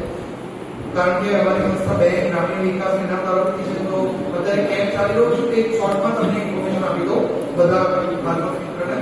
ભારત સરકારની છે ને 3 સ્કીમ છે, એમાં તો બે સ્કીમનું જ કહી છે અત્યારે. એ થોડું ધ્યાનથી સાંભળી લો. તમે જે પણ ગામમાં હોય એ ગામની જે કોઓપરેટિવ બેંક હોય, પ્રાઇવેટ બેંક હોય કે સરકારી બેંક હોય, કારણ કે આપણે ખેતી કરતા આપણે જે પણ કામ કરતા આપણે ફાઇનાન્શિયલી સક્ષમ નહીં હોય તો આપણે કેવી રીતે પ્રોગ્રેસ કરીશું. અને અમારી સંસ્થા તો ગ્રામીણ વિકાસનું કામ કરે પણ ફાઇનાન્સના પાર્ટ એ બધા તો 20 રૂપિયાવાળી જે બેંકની અત્યારે સેચ્યુરેશન ડ્રાઈવ ચાલી રહ્યો છે ભારત સરકારની 20 રૂપિયાવાળી સ્કીમ છે. એ 20 રૂપિયાવાળી સ્કીમમાં તમે જોડાયા કોઈ પણ બેંકની શાખામાં તમે આ ખાતું ખોલાવી શકો છો. તે 20 રૂપિયાની સ્કીમમાં આપણે જોડેલા રહીશું. તો આરોગ્યમાંથી જે પણ આવેલા છે આગળ આવશે. ખૂબ મોટી સેવાનું કામ હિતેશભાઈ કરી રહ્યા છે. માર્કેટથી અંદર આવ્યા રસ્તામાં જ આપને દેખાણો હશે તો ત્યાં ઘણા બધા ભાઈઓ છે જેને આપ વ્યસન મુક્તિ માટે પ્રેરણા આપી રહ્યા છો અને ખૂબ અઘરું કામ આપ સરળતાથી કરી રહ્યા છો. તો નીચલબેનને વિનંતી કરીશ આપણે સૌને પ્રતિજ્ઞા કરાવશે નશા મુક્તિની. નીચલબેન. ઓમ શાંતિ. આત્મનિર્ભર ભારત વિકસિત ભારત માટે આપણે સૌ જોડાયેલા છીએ. આજે દ્રઢ સંકલ્પથી કટિબદ્ધ થઈએ, પોતાના જમણા હાથને આગળ કરીશું અને ખૂબ જ દિલની ઊંચી ભાવના સાથે આ સંકલ્પ આપણે લેવાનો છે, કારણ કે આપણે શિવ પરમાત્માના સાનિધ્યમાં ઉપસ્થિત છીએ. ઓમ શાંતિ. ઓમ શાંતિ. આજના શુભ દિવસે શિવ પરમાત્માના સાનિધ્યમાં હું દ્રઢ સંકલ્પ કરું છું કે સ્વકલ્યાણ તથા વિશ્વ કલ્યાણ અર્થે હું વ્યસન મુક્ત બની અન્યને પણ વ્યસન મુક્ત બનવાની પ્રેરણા આપીશ.